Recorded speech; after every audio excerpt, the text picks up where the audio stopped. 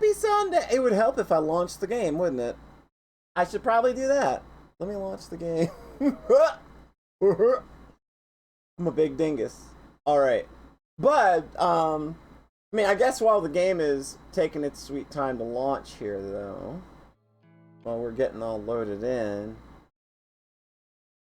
I do have an order of business to take care of up front. While I was streaming yesterday, a cool thing happened. I did not notice because an alert didn't go off, despite the fact that I have it set up to go off. I received a present. I received a nice little present. While I was streaming, and I just wanted to give a quick little shout out thanks to the anonymous cool person who gifted me these very cool spoons that you should all be very jealous of. They gifted anonymously, so I don't know who it was, but if you were watching, know that it is very appreciated, and once I receive them, I'll do a cute little video. There is Spoon! There is Spoon. It's right there. It's on your screen. Have you never seen a spoon before? I'm gonna go over there and spoon you. Wait a minute. That's not a bad thing. Yeah. But hey! Hi, everybody. But yeah, thank you to Anonymous Gifter, Anonymous Benefactor, for these very cool spoons that I will be sure to show off once they are received. Thank you so much. Thank you so much. Grims! Look at all these wonderful people in here. I gotta give shout outs. I gotta. Look at all these friends. Gotta give all the friends shout outs tonight. That's how we roll. I always give friends the shout outs. They're coming in here. They're giving me their valuable time. I mean, they will get shown the proper amount of love.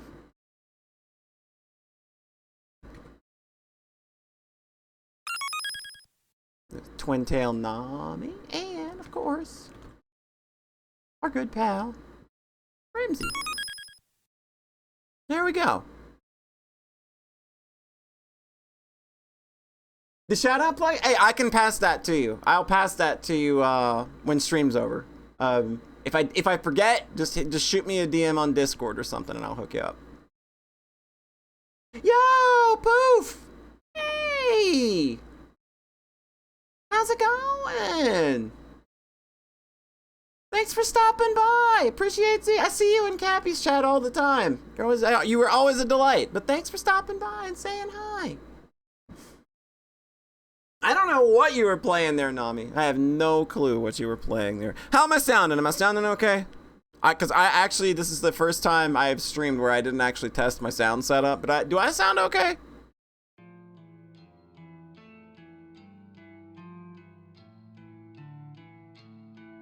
Sounds good. Sounds good. All right. Yeah, I don't know why. Like, I just completely brain farted with regards to actually starting and doing all of my pre-stream testing. But I guess that's what it does when I always stream at 8 p.m., but I started an hour early. I sound as sweet as usual. Wow, I don't know what plugin you're using to make me sound sweet, but you need to pass that over to me so I can pretend that I sound sweet as well. Warframe with Ira? You squirt gunned so many matriarchal space fascists. You know what? I'm here for it. Absolutely in support of squirt gunning matriarchal space fascists. You get a big old poly seal of approval. All right. So who's ready for more Corpse Factory? Who's ready for it all to go down? Holy shit. Here we go. The high fructose corn syrup plugin. Exactly. We are ready to get right back into things. Let's just do it. I don't need any introductions here. We know where we're at. Let's just fucking go. We're here an hour early. We gotta make good use of this time. So yeah, he's gonna have some work for us soon. He's talking to Owie, of course. So we know that Owie is working for the Human Removal Project, so He's gonna get her work, I guess. The other heralds have been keeping the numbers up. There just haven't been any requests for this area lately, you know? Yeah. I'm only half listening to Junpei. He said something about why I haven't been tasked with killing anyone lately, but I don't really care about the reasons. Junpei's the only one in contact with the leader of the Human Removal Service. I just take orders like all the other heralds. Not that I've met any of them. Every herald has their own district, their own turf. If a request comes through on our website, it gets allocated to the herald closest to the victim. It must have been a week since I last got to kill. Maybe 2 weeks. Getting withdrawal, starting to get a little scratchy, starting to get a little itchy. It's not that I like killing. It's not that I want to do it. It's just, man, I feel real bummed when I don't get to do it. I fulfill the request simply as a way to antagonize Noriko. This is really this is a real crazy way to troll your friend, right? It's like, I mean, I'm gonna kill people and this is gonna get you so good. It's my role to play in backing her into a corner and shutting down Corpse Girl. And so far, thanks to my contributions to the Human Removal Service, we have been incredibly successful. Corpse Girl is all but a distant memory to the general public. If people really want to request somebody's death, they come to us, not her. I don't plan on remaining in this group for much longer. After all, Noriko is pretty much already broken. She's a wreck. I'm gonna kill people, and you can't, na na na na na na. Once I find her, I'll possess her and quit this group. Then I'll finally have the life I always wanted, Noriko's life. I'll resurrect Corpse Girl when I feel like it. I'll use my inside knowledge on the Human Removal Service's operations to bring them down myself. My, oh my, this girl's got ambition. Holy crap, our girl Aoi got ambition. It's Maribel! Yeah, what up? Shout out to the best cow. Everybody, go give Maribel a follow. Please, I'm begging you. She's goddamn hilarious, along with being an absolute sweetie pie.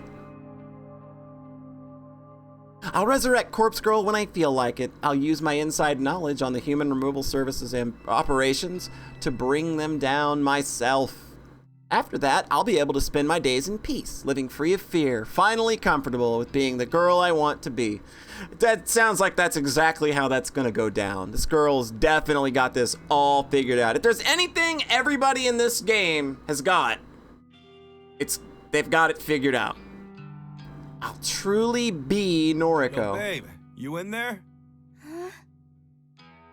I suppose I drifted too far away. I rub my eyes, look at Junpei, and flash him the sweetest fake smile. I'm okay. Sorry, honey bear. I'm very tired. Oh, don't sweat it. You want me to grab you a cup of coffee?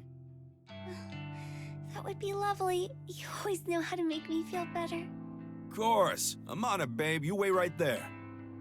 Junpei stomps away and heads behind the bar, leaving me alone in this empty section of the cafe. I take a seat in one of the cardboard boxes lining the wall. The box is solid thanks to being packed full of various canned drinks. The main cafe belongs to us in the early hours of the morning. The place doesn't open until noon, so there's no one here this early. I have my own keys these days, regardless of whether or not I'm supposed to. Junpei suggested we use this place as a makeshift base of operations after I decided I was going to continue working here. That was some time ago now. Originally, I truly had planned to quit. I was going to go work with Noriko. My manager at the time used to drive me insane. I couldn't wait to get away, but after I killed him, things weren't so bad. Yeah, kind of thought that's what happened. The new manager's great. He doesn't pressure me to work shifts I don't want to. He doesn't let customers take advantage of the staff. Neither the new manager nor the new staff members care that Junpei and I meet up down here. It's not like we have any incriminating evidence. It's not like we leave any incriminating evidence behind either. Once I killed him, it wasn't so bad, right? It's amazing how a little bit of murder can do a lot for the spirits. It's simply an easy place for us to meet up and talk, since Junpei lives so far away from me. The added benefit is that we have access to cheap drinks and food thanks to the employee discount, so hanging out here is exactly quite pleasant. I wait for a while longer for Junpei to return. I really could use a coffee right now. His return is heralded by the thump of heavy feet against the tiled floor. Got you, fam. Got you, fam! Junpei sidles up to me and hands me my favorite drink, a tall iced coffee with an extra espresso shot and a dollop of ice cream. Oh, you're the Dollop best, of cream? baby. Yeah, I know it.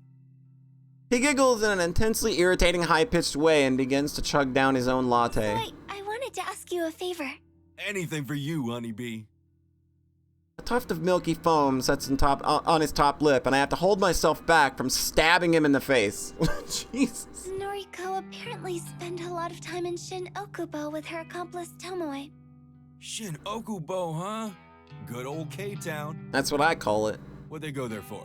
Karaoke? Doubt it. Noriko sounds like a drowning cat when she sings. That's not nice. That's not nice. I happen to know that Erica Harlocker can sing very well, mind you. Standard reaction to your significant other. Exactly. Barely holding back from stabbing them in the face. Yo, Elfino! How's it going, friend? You've not missed anything so far. We're just kind of revving up. We're gonna go track down Noriko, or at least we're gonna get boyfriend man to go and do it. Hope you're doing well this evening.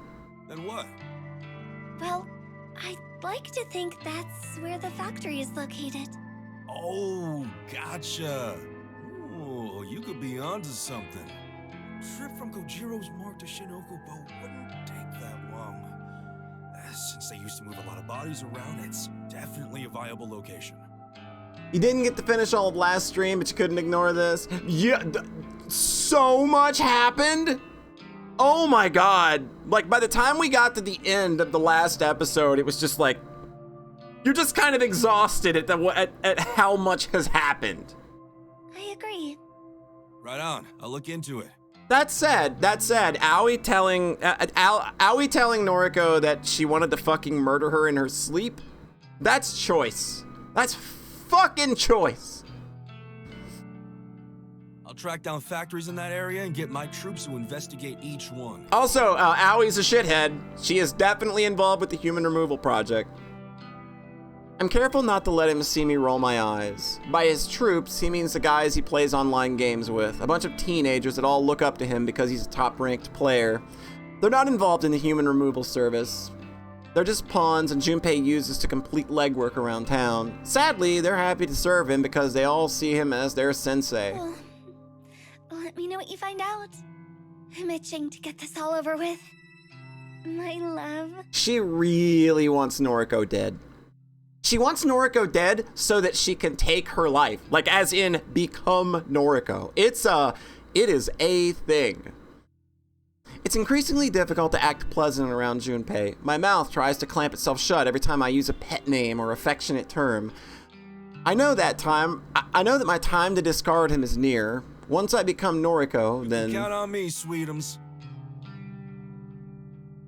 Girl hates her gamer boyfriend. Relatable. Now drink up and get your energy back. I take a sip of my iced coffee, I can nearly taste it. Because my tongue is dead, the food and drinks I consume need to be extra strong or sweet for me to have a chance of enjoying the flavor. But Junpei doesn't know this. He just thinks I have a sweet tooth.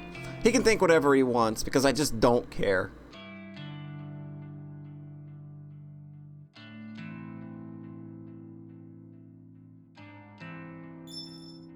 A message from Junpei arrives while I'm laying on the fetal position on my couch.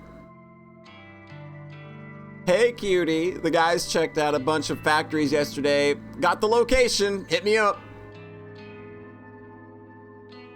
When they just showed how much he does, he does for her, like patiently looking into her, yeah.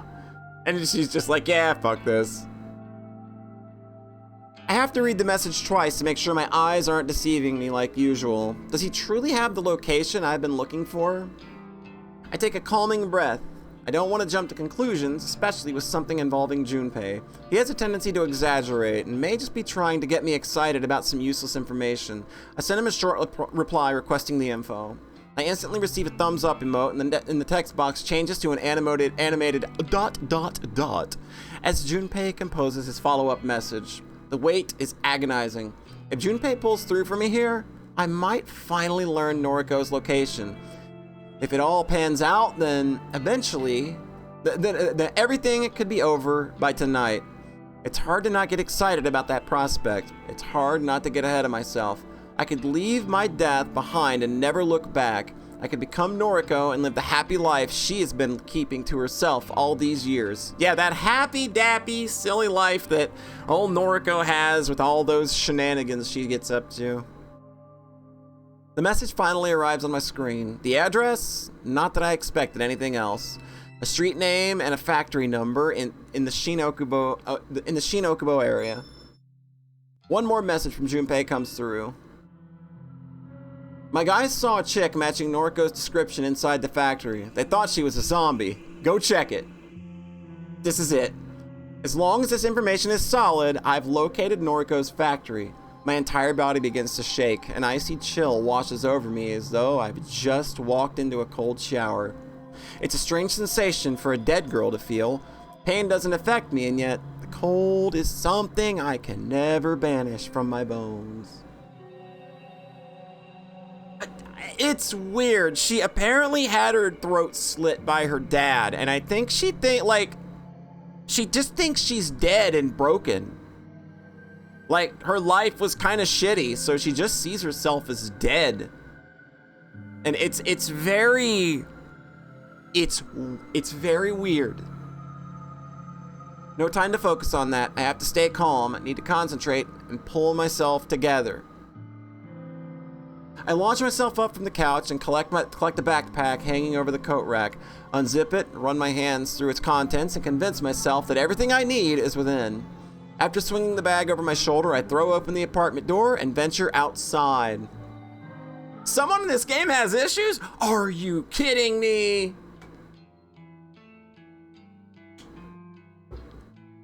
The factory is a rundown mess. How anyone could live in here is beyond me.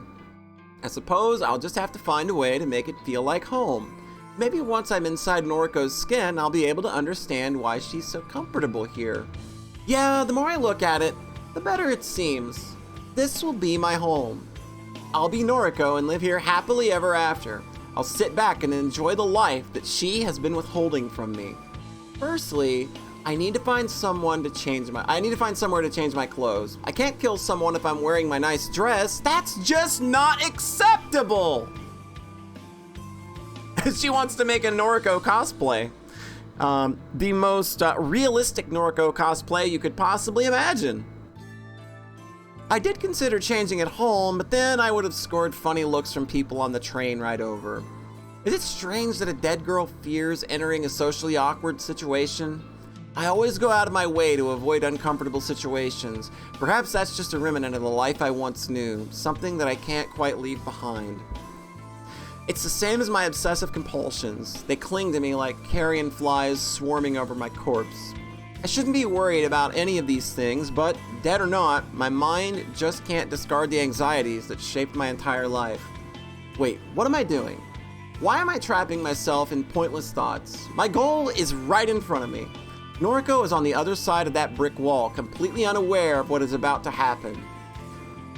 A heavy-handed slap to my face doesn't sting, but causes me to reevaluate what I'm doing.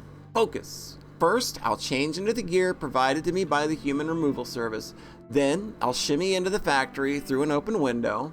I'll locate Noriko and drive a knife into her chest. I'll pluck her still-beating heart from her body like a ripe strawberry, and then I'll carve my name into the pulsating blood-spurting organ. Noriko's life will be over, and I'll be reborn. I'll baptize myself in her lifeblood and become the girl I've always wanted to be. And I'll be happy. Happy just like Noriko.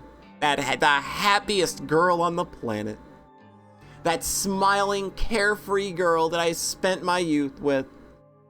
The girl that faced her mother's attempted suicide with a stoic smile. The girl that didn't flinch when her father walked out. The girl that stayed inside day after day when the outside world just became too scary to face. That happy, carefree girl without a single real problem. She never knew how good her life was. She wouldn't have lasted a day in my shoes. I hate her so much. I'm going to become her. My backpack hits the ground with a dull impact. I tear my yellow sundress from my shoulders and let it fall to the ground, just like the snake sheds its skin. The cool afternoon breeze bites my naked skin and makes tiny hairs across my body stand on end. Why can a dead feel the cold? The dead shouldn't feel anything. I crouch and rummage through my backpack, withdrawing my change of clothes. Slowly, calmly, deliberately I dress myself in the dark gear that marks me as a herald, one of many. I note the comforting weight of 4 knives concealed within my jacket, one in each sleeve and 2 against my chest. It's important to be armed to the teeth. Skip therapy. This one must, yeah, with this one simple trick.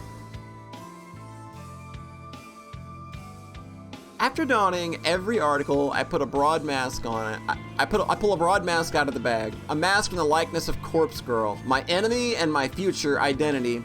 I slide the mask over my face and a curtain of calm descends over me. This is the last time I march forward in the name of the Human Removal Service. This is for my own personal agenda. The scheming of that rebellious group of killers no longer guides my hand. The time has come. I approach the factory's front entrance and try the door, simply out of curiosity. I don't expect Noriko to have lowered her guard that much, and yet the door swings open. Time to commit 28 stab wounds. Yep, we're about to go. Here we go again, on our own, going down the only road we've ever known. She left it unlocked, a mistake I never would have made thanks to my overbearing compulsions. Well, what's gonna happen here, folks? Oh, jeez. This place reeks of death. If I wasn't so accustomed to the smell, I'd probably vomit. Do dead girls vomit? The dull, steady hum of the air conditioner registers in my consciousness, but doesn't distract me from examining the surroundings. Countless empty body bags are strewn across the pockmarked concrete floor. Some are stained with brown blood and some are completely clean. A series of shelves, almost like warehouse racks, run along the walls and across the floor in haphazard patterns. Whoever planned this layout was out of their mind. However, this is home now. My home. You think the call was a bait? Soon. Striding forward, I weave between shelves and step over discarded body bags. So far, there has been no indication of Noriko's presence. Still, I draw a knife from the inside of my sleeve so that it rests in the palm of my hand. The metal handle is cold. Cold. Why do I feel cold? The entire factory is like a freezer. How can Noriko live here? Oh!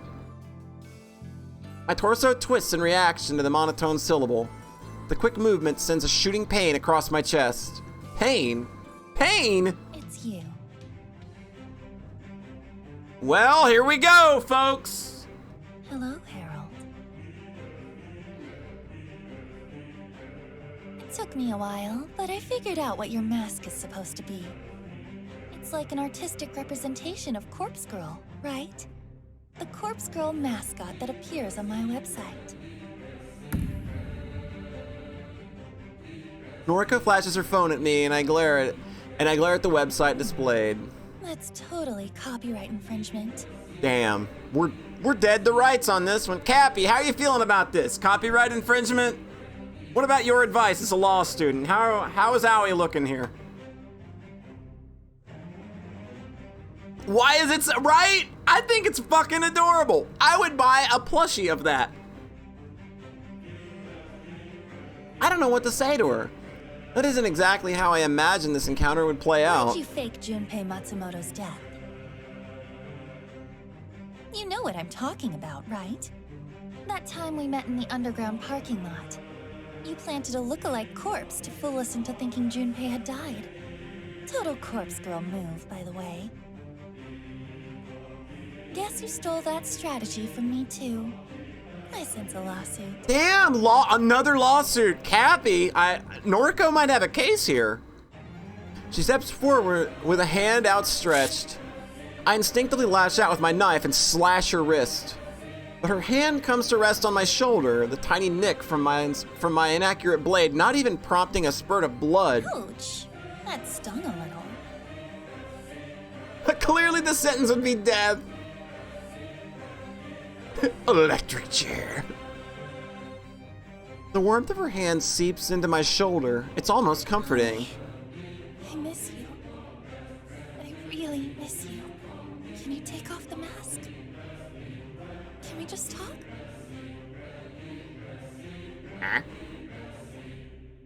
I don't take off the mask. I don't know why I'm standing here listening to her. I don't know why her presence and her reassuring hand has caused me to lower my guard. She smiles. This is the happy, carefree Noriko I grew up with. You're so beautiful, Aoi. I'm really sad we can't be together. How are things with your boyfriend? That single useless word crawls out of my rotting mouth like a diseased maggot. It's all I can bring myself to say. You can't tell me? That's okay. You used to be so open with me. And then, you died.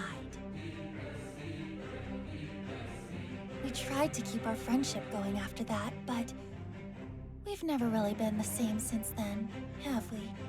I hope you get the help you need, Aoi. I hope one day we can put all of this behind us. Oh, this little misunderstanding. We're gonna look back at this whole corpse website business one day, and we are just going to fucking laugh. My fingers loosen, the grip on my knife weakening. It falls to the concrete ground. I don't need it anymore. I tense my arms and squeeze my hands together, desperately trying to crush Noriko's throat beneath my fingers. Her skin is warm and flushes red as my grip tightens. She kicks against me, but the pain doesn't register. She's weak and frail. Her strangled cry is drowned out by my own grunts of exertion. Anemic fingers swipe at my arms constantly, only serving to irritate me. I could hold her neck in one hand and use the other to plunge a knife into her face. I could continue to strangle her until I crush her windpipe, or I could slash her stomach open and let her intestines spill out onto the ground. All of the options are appealing. All of the options can be put into motion within seconds. I take my right hand off her neck and slip into my jacket, ready to pull out a knife. My left hand closes tighter on her neck, and Noriko closes the distance between us, causing my elbow to bend and allow her closer. Her forehead slams into my own, and my neck recoils backwards. Hey, that's a move I used in my visual novel. Ha! Same damn thing! A fucking headbutt! A headbutt from being choked. Fantastic. I'm falling to the ground, only able to blink once as I try to work out what just happened. She somehow summoned the strength to headbutt me. Frail, weak, ghostly Noriko. She actually stood up for herself. She actually struck the person she loves. I'm dazed, but ultimately uninjured. I didn't even feel the impact of my skull against the concrete when it landed flat on my back. Noriko towers over me and rubs her neck, her ragged breathing even louder than the thrumming of the air conditioner. Sorry, Aoi. I had to defend myself. Please, get up. Let's talk about Let's just talk this over. And we can still do it with the Latin chanting in the background. I mean, I'm still open to that. I get up. Oh! I slip the knife into her side and feel it slide neatly between her ribs. Her taut thin skin does nothing to resist the impalement. Noriko looks down at the wound and mumbles in surprise. I drive the knife in deeper, and with the flick of my wrist, I pull it sideways, slashing her belly open wide. An arcing stream of blood sprays from the savage wound and forms a macabre rainbow before me. Noriko coughs and gags as she frantically tries to stem the tide of blood with her hands. Damn it! Corpse girl will... She falls to her knees. Did we do it? God damn! Her empty threat falls with her, and her face slams into the concrete. Noriko Kurosawa is dead. Using the very same knife that slashed her open, I cut along the seams of my jacket and skirt. I strip myself down with the blade until I'm standing cold and naked in the factory. It doesn't take long to strip Noriko down as well, but I'm extra careful with her clothes, and I didn't use the knife this time. I simply pull her dress up over her until she slides free from her motionless body. I hold the dress up against me, letting it press against my own form. I look down and admire the sight of myself, imagining what I'll look like when I wear it.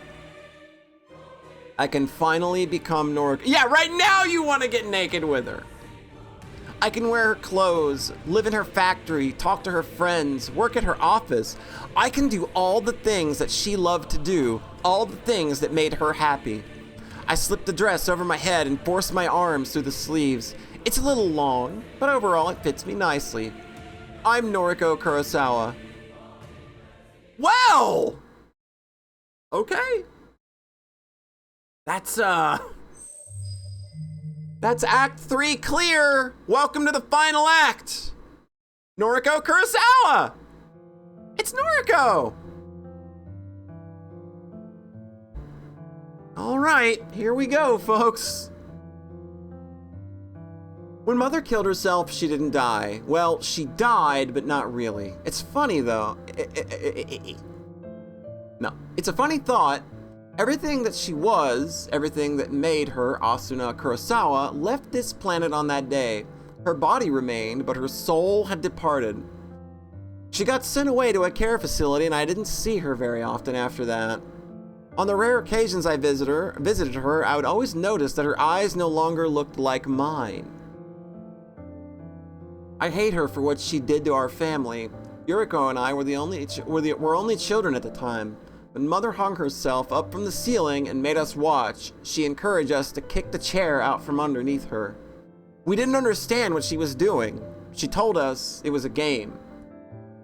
So we kicked the chair and we laughed, and Mother laughed, and then her neck snapped, and she stopped laughing, and the light in her eyes that I once shared with her was extinguished instantly.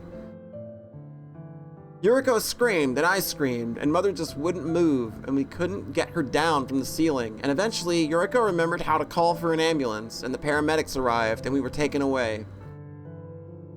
And after that, I was completely fucked up, because you don't just walk away from something like that and act like nothing happened.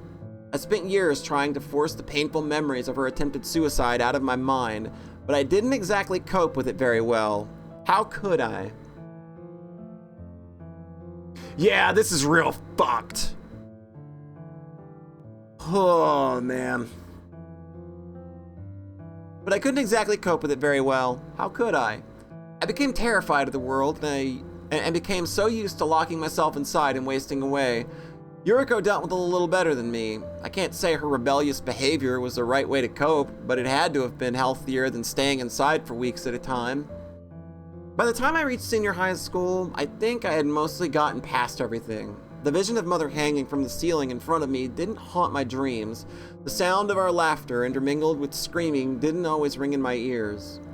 Aoi helped me through a lot of it. She shared all of her problems with me and made me feel a bit better, like maybe my life wasn't so bad. Yo, Doob! How's it going, Doobie? Yeah, things are going real great in here. Things are going absolutely fantastic in Corpse Factory Town. How you doing? Hope you're doing well. Aoi's life was kind of messed up. Her father was arrested for various crimes and didn't spend much time in her life. When we were about ready to graduate, he came back to town and violently attacked her. She called me and told me that he killed her. But she killed him too, so it was going to be okay. Her words, not mine. I never understood what she meant when she said she was dead. I think graduating put some distance between us, so I never truly tried to figure out her words. My own problems came back to haunt me once I moved out of home. I became completely distracted and almost forgot about Aoi. The apartment I moved into, I should have known that the smell of mold wasn't normal. I should have paid attention to the shoddy repair work that had been performed on the wall. I should have just walked away and found somewhere else to live. But that apartment, I suppose that's where I started to lose control of my life, and that's exactly the reason why I need to return there. You're editing, doing highlights for a bunch of streams? Nice, nice. Several days later. Looks the same as always. I'm not looking forward to climbing the rest of the stairs up to the apartment. I can hardly walk at all, even on flat ground, but I have to do this. I can't let stitches and bandages and painkillers distract me from getting inside. I don't know how long I was in the hospital for. None of my personal effects were with me when I woke up. I had no phone, no purse, no handbag. But the doctors monitored me for a few days and then let me go, even though I told them I had nowhere to return to. They just threw me onto the street. It's a good healthcare system we got. They couldn't even tell me what happened to the girl who attacked me. They had no idea if she had been arrested or not. I have a feeling she's still out there. Regardless, I'm here now. My wound is apparently on the mend and I don't have any signs of infection. All I have to focus on is the ascent in front of me. Each step I climb is more difficult to conquer than the last. Each time I raise my leg, I experience tearing, searing agony along the length of my stomach. More than once, I have to stop and check my stitches haven't torn wide open. When I'm sure my flesh is more or less intact, I continue scaling the mountain.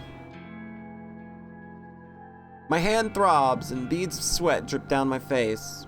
When I hit the landing on the level below my own apartment, I spy a familiar face. Hey, it's Momo! There's somebody that'll put a big old smile right on your face. Noriko? Momo Ogawa, the daughter of Kenji Ogawa, the man I framed in order to maintain my innocence. Hey, Momo. Dad! Her panicked cry isn't the reaction I was expecting. Her father is exiting the apartment just as Momo cries out. He does a double take before glaring at me. Noriko. Hi! Hi! I kinda got you arrested a while back. Sorry about that! Surprised to see you here. I can't quite get a grasp of his tone. Is he happy to see me or angry? Does he even know that I'm the reason he was arrested? Well, I'm assuming that the police let him go fairly quickly. After all, he's here at his home and not rotting in a cell. The landlord said you disappeared. Yeah, kind of. Are you okay? You look like... His gaze turns to the hospital tags adorning my wrists and a package of spare bandages I have slung over my shoulder. You know, you disappeared right around the time the police... Huh? Forget it. It's nothing. No biggie. I had a bad feeling that he's beginning to piece something together. If he works out that I'm behind his false arrest, then... Sorry, I should go. I gotta get out of here. Later, my dude. Yeah. Come on, Momo. Bye-bye, Noriko. Bye, Momo. The girl waves excitedly as her father leads her downstairs. I should feel relieved that he's safe, but honestly, I just feel guilty. My actions, Corpse Girl's actions, put a lot of strain on that little family. I have to keep going. The last flight of stairs is torture on my battered body, but I persevere and reach the front door of my apartment. It's at this moment that I remember I don't have any keys to get in. Shit. Out of desperation, I try turning the handle and the door opens. Either I left the place unlocked or the landlord has been inside and forgot to lock it up. I'm just thankful that I can keep moving forward. The curtains are open, bathing the living area in a soft light. Home. Home. No, that's not right. This isn't my home. This isn't Noriko's home. This is Corpse Girl's home. I never really lived here. I simply existed within these walls. The real Noriko was held hostage as an omnipotent presence, sealed in this home. The things here are just as I left them so long ago. It's a comforting feeling, but at the same time, it sends a chill down my spine. It's time to move on. I stride with purpose toward the kitchenette and slide open one of the drawers. Inside is a small mallet with a metal head. It's a treasure I acquired from the garden shed in the apartment grounds, back when I first moved in. It's not very large, but it suits me just fine. I don't have the strength to wield anything bigger than this. Bringing it to bear is still a great deal of effort. I grip the handle with both hands and lift a deceptively heavy tool. Equipped with this tiny weapon of destruction, I slowly lurch toward the hallway. I know what we're about to do. I make my way to the very end where a blank, stark white wall faces me. The paint on the wall is peeling, like it was slapped on without care. The plaster is cracked, like it was applied by an amateur. It's the lingering stench of mold at its strongest when I stand in front of this wall. DIY home improvement! Kojiro was an ace. We lived here so long we didn't even notice it. I bring the mallet down with both arms and a heavy metal head crashing into the wall with as much force as I can muster. The struggle of bearing the mallet is taking its toll on my wound. I feel the stitches in my stomach threatening to snap and break, but I can't stop here. I can't stop until I've crushed this wall and revealed the glittering contents of the trove hidden inside. Another swing and another crash against the plaster. A cry of pain and another hole in the wall. I scream and swing the hammer and groan and slash and weep at the wall as the wall crumbles beneath my sheer force of will. While the dust clouds my vision and provokes me into a coughing frenzy. White dust clouds my vision and provokes me into a coughing frenzy. When my eyes and throat clear up, I throw the mallet to the carpet and venture forward. Oh boy! I clamber through the human-sized hole in the wall and find myself within a secret cache on the other side. Yeah, hi! Hey! How's it going? You okay over there? It's, a body has been discovered! The stench assaulting my nostrils no longer disguises itself as mold. It's the fetid malodor and rot of decay, the imitable trademark of a decomposing corpse. I spent so long fooling myself into believing that it was nothing concerning. I spent so long pretending that a corpse did not live within the walls of this apartment. The truth is, this corpse pinned to the wall is the root of all evil. It's an infinite fount of misery and despair and malice and death and hatred. This is Corpse Girl. Hello, old friend. Hello, dead girl, my old friend. The corpse does not reply. To call it a corpse is no longer entirely accurate. It has become a little more than a skeleton, an osseous edifice, a macabre tribute to the unyielding sands of time. Bone and flesh and hair and fabric blend and intertwine and meld together in to form a sickening representation of human beauty. I used to think this body was pure perfection, back when the corpse was more or less intact. It was the image of a gorgeous, vibrant young woman. I aspired to become just as beautiful. Slender, elegant, graceful, with pale skin and dark eyes. Looking at her now, it's clear to see that I was deceived. The form before me is not beautiful. It's revolting. I shaped myself in the image of death, truly believing I was transcending mortal beauty. This corpse controlled me for so long. This corpse manipulated me and made me want to become just like it. Somewhere along the way, my own identity began to dissolve, and I started to believe that I had become this rotting carcass, this pallid bag of flesh. The spell has been broken. I don't know if it's because of my near-death experience or the clarity of my mind inspired by an intoxicating cocktail of painkillers, but I no longer want to associate myself with Corpse Girl. I want to be myself, just Noriko. I no longer want to kill in the name of this blasphemous effigy. Corpse Girl, I found you here, trapped in this storage closet, just over a year ago, and you stole my life from me. Looking at her now, I can't help but wonder what the hell went through my mind when I let her possess me. Why did discovering this corpse have such a profound, lasting effect on my psyche? I shut my eyes as a wave of dizziness threatens to overcome me. Staggering in a near darkness, I struggle to regain my balance. I had blocked out the memory of discovering this corpse for so long, I refused to acknowledge it ever happened. But the crystallized fragments of that forgotten memory have finally breached the surface of my consciousness. I can finally recall the event thanks to the clarity brought about by my current state of mind.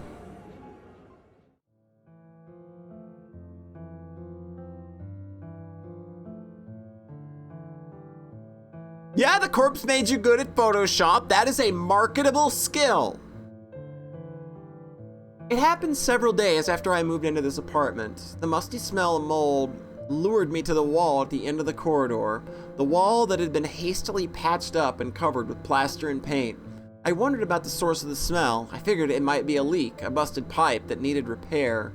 Instead of calling upon the landlord for assistance, I took matters into my own hands. Perhaps I was inspired by my newfound independence. I had just become a free young woman, living on my own for the first time. Perhaps I was just stupid. I located him out in the garden shed, tore down the wall. I found Corpse Girl, and in that moment, I fell to my knees. Someone had hung this corpse upon the wall and decorated the storage room with books and photographs. The sight of the dead woman bearing down on me and instantly unearthed the buried memories of my mother's attempted suicide. The pain and despair that I had repressed for so long found its way out of my mouth and formed an unholy scream. I think the fear of that discovery and the subsequent revival of subdued memories caused me to slip in and out of consciousness. Exactly, she kept saying that. 100%, this all makes sense. I was paralyzed by fear that my entire body was racked with pain. Looking back now, I feel I must have spent days lying in a heap on the floor in that strange closet. Days spent within a dreary haze of dread and depression and distress. Days spent at the feet of that hanging corpse in the form I began to look up to and idolize. Days spent in a lull, a fever dream, surrounded by photographs on the wall, of all manner of corpses. Days and days of my soul and identity slipping between my fingers. Something must have eventually cracked inside me, because I remember getting to my feet and repairing the wall. I don't know how I did it, but I patched it up and I painted over it and vacuumed up all the dust and debris from the carpet. And then the memory of the entire incident just vanished from my mind. The only relic I retrieved from that storage space was a single book, a heavy tome that must have tumbled out of the closet during the delirium. Faust's Photography, A Comprehensive History in Photo Manipulation. Now, Corpse Girl doesn't look the way she used to. Uncovering her today hasn't shocked me into submission like it did all that time ago. Am I stronger now? No, not really. But I was prepared to face her this time, and now I'm here to bury her. As I calmly assess how difficult it will be to retrieve her from her position, my eyes fall upon the dozens of photos plastered haphazardly across the walls. Photographs of a nameless bodies printed with an instant camera. There are more than 10 or 20 or 30 corpses across the entire series of images. I don't recognize any of them. That's the only comfort I can take from viewing the images. The comfort that I'm not the one who decorated this room with these macabre visuals. However, whoever put those photos up is undoubtedly the same person responsible for hanging Corpse Girl on the wall. All of the photos look so real, and all of the corpses are in such normal situations. There's an image of a decomposing body sitting on a bench waiting at a train platform. He's wearing a suit, like any ordinary businessman. Another image of a headless couple at a dinner table, dressed in their Sunday best. They're sharing a candlelit meal. Corpses going about their daily life. It's eerily reminiscent of something else I've encountered before. What was it? A book I read? Instinctively, my eyes go to the piles of books toppled over in a corner in the storage room. There are dozens of duplicate books, as if they were abandoned here by their own author. I crouch and dust off the cover of the book on top of the pile. Dazed by the Dead by Nobel Sinclair. No wonder Kojiro acted weird when we saw the book fall out of our bag, and he kept confusing Noriko for Shizuko. Yep.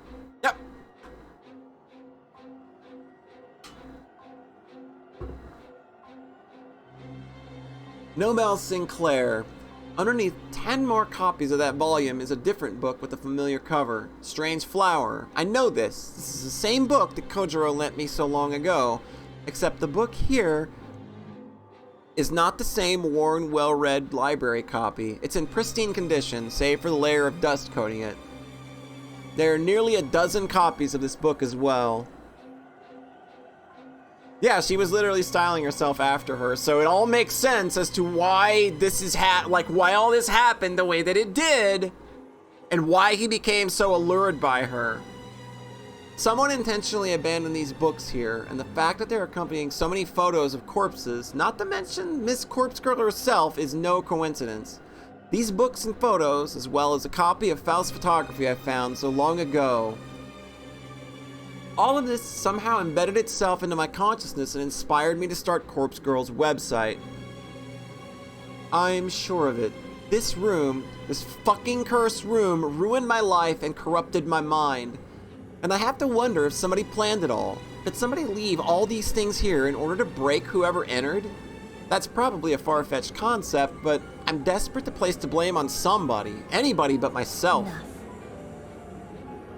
A light slap on my face snaps me out of my inner ramblings. It's time to bury Corpse Girl and put this life behind me once and for all.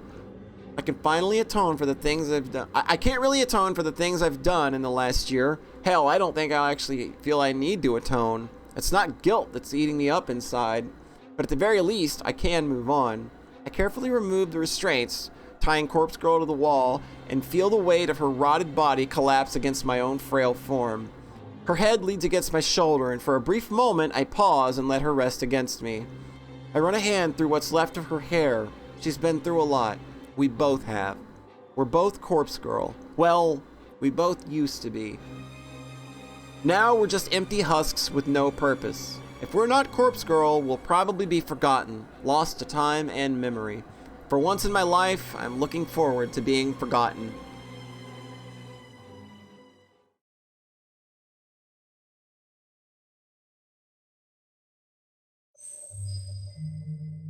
Oh! Bonus ending, Tomoe Watanabe. God, this place is boring as hell. After all the shit I've been through this year, I simply can't believe I'm still working here. If it weren't for Shinya, I probably wouldn't bother coming in every day, but I want to patch things up with him. If I keep talking to him in the office, surely I'll crawl my way to forgiveness. Speaking of that son of a bitch, here he comes now. Look at him. He walks past my desk and doesn't even acknowledge my existence. How can he ignore me after all the time we spent together? Fucking hell. He irritates the shit out of me sometimes. I'll just have to take matters into my own hands. If he won't talk to me, I'll just make him talk.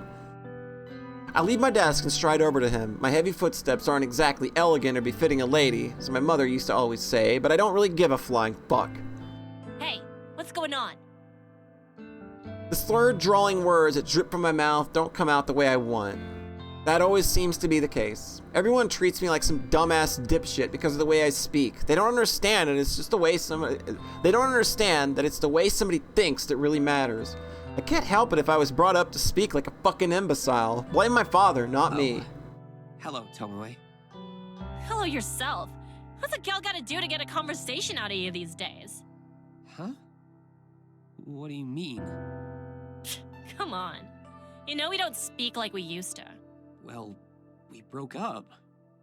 You dumped me. What exactly do you expect from me now? Oh, please. You know I'm sorry for that. I told you 1,000 times that breaking it off with you was the stupidest thing I've ever done. So come on! Get back together with me, will ya?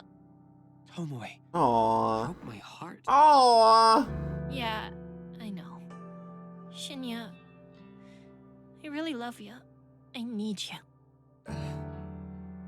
I'm not normally one to get embarrassed, but letting my feelings hang in the air between us really makes me Hear about uncomfortable. my father? Eh? I wasn't expecting him to shrug off my confession in a swift change of He's topic. tracked down an important member of the Human Removal Service. Jeez, not this shit again. Can't you just let it all go? No, I can never do that. I'm going to get to the bottom of it. I could use a hand, if you're willing to assist. Oh, look at this! Look at this! We got an in! Having someone by my side with insider information would be rather handy. Don't you agree? Just, don't arrest me. Ugh. I'm kind of blindsided by his request. I know that he knows everything. I'd be stupid to pretend he hasn't figured it out all on his own. He knows of my involvement with Noriko. He knows that I had a hand, however indirect, in the suicide cases that Corpse Girl painted across the city. I'm not going to judge you for working with Noriko. If you can help me bring the greater perpetrator to justice, the head of the Human Removal Service, then I think it may have been a good thing that you did what you did. That's so. You'd forgive me for getting involved with such stupid shit? Yes. I'd have no choice but to forgive you. Is he playing a game here? I think he's running a game. And maybe we can even move further forward. I know he's just saying what I want to hear. He can be manipulative in his own way, but if there's a chance I can make up for the shit I've done, win Shinya over again, then I have to go for it. Right. Sign me up then, or whatever. I'll help out. Thank you. Tomoe, I'm going to interview the individual involved with the Human Removal Service. Are you allowed to do that? Of course. Father said I'm an important member of the investigation team now. I'd like you to come with me. You might be able to point out any inconsistencies in his testimony. Yeah, I don't know about that, but I'll do my best. For the first time in a long time, Shinya smiles at me. Aww. Aww! Ah, shit, man. I told you, I don't know. Can you just leave me alone? This guy's pathetic. Every time I open my mouth, he flinches and recoils in terror. Like he thinks I'm gonna hit him or stab him. Listen here, you little shit. If you don't spill the deets, my man here will crush your fat skull into dust. There's a reason I don't think Shinya is innocent at all here. Like, he gives me bad vibes. There are a few reasons. Tomoe, maybe you should let me do the talking from here on out. Whatever. I back off and let Shinya take my place. I talked him up, so I thought he'd be pleased. So maybe I just annoyed him? Mr. Matsumoto, Please, just call me June. Hey, nice try, mister. I ain't your friend. You can address me formally. Thank you very much. He folds his arm across his chest and adopts the pouting expression of a child. yes. Well, as I was saying. Mr. Matsumoto, you understand why you've been brought in for questioning, yes? Yeah, man, but, like, I'm totes innocent, you know? I don't even know nothing about the human removal service. You guys think I'm involved, but you haven't given a reason why you think that. Shinya retrieves a small pocket notebook from somewhere and flips through the pages. After a moment of silence, he clears his throat. Several witnesses, plus a security camera, placed you at the scene of a murder just 2 days ago. Well, there you go. Now, it's apparent you weren't the culprit. However, your activities at the time of the incident were questionable at best. Oh, what activities are you referring to, Detective Man? You were cheering, and I quote, "Kill him dead. Kill him dead." That's a little suspicious. That might be... What are our legal grounds here? What are our legal grounds? Yo, that don't sound like something I'd say. I want my lawyer. You can't detain me here. Mr. Matsumoto, you willingly came here when we contacted you. That's a betting. All right. You are not under arrest. This is ludicrous. Ludicrous, I say. Be that as it may, I have a few more questions. One witness declared that you followed the masked culprit after they fled the scene of the crime. Is there any truth to this claim? Not sure about Japan. Gotcha. Oh, man, like, I just needed to go the same direction, you know? I've got no idea who this Harold person you keep mentioning is. Don't know who Kumar is either. Shinya raises an eyebrow and casts me a dark look. I just shrug. Never mentioned the word Harold. Is that the name the Oh, culprit good refers job, to themselves as? dumbass. Oh, this is like some detective mind trick, ain't it? I have the right to remain silent. Anything I say or do, or whatever, can be like... Don't even know where there's a White Castle, right? I had enough of this creep's inane ramblings. Listen up.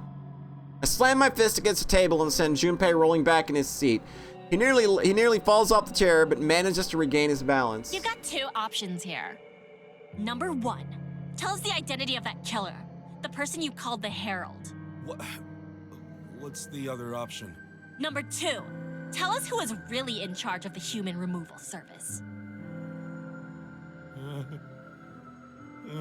He gives you that idea, doesn't he?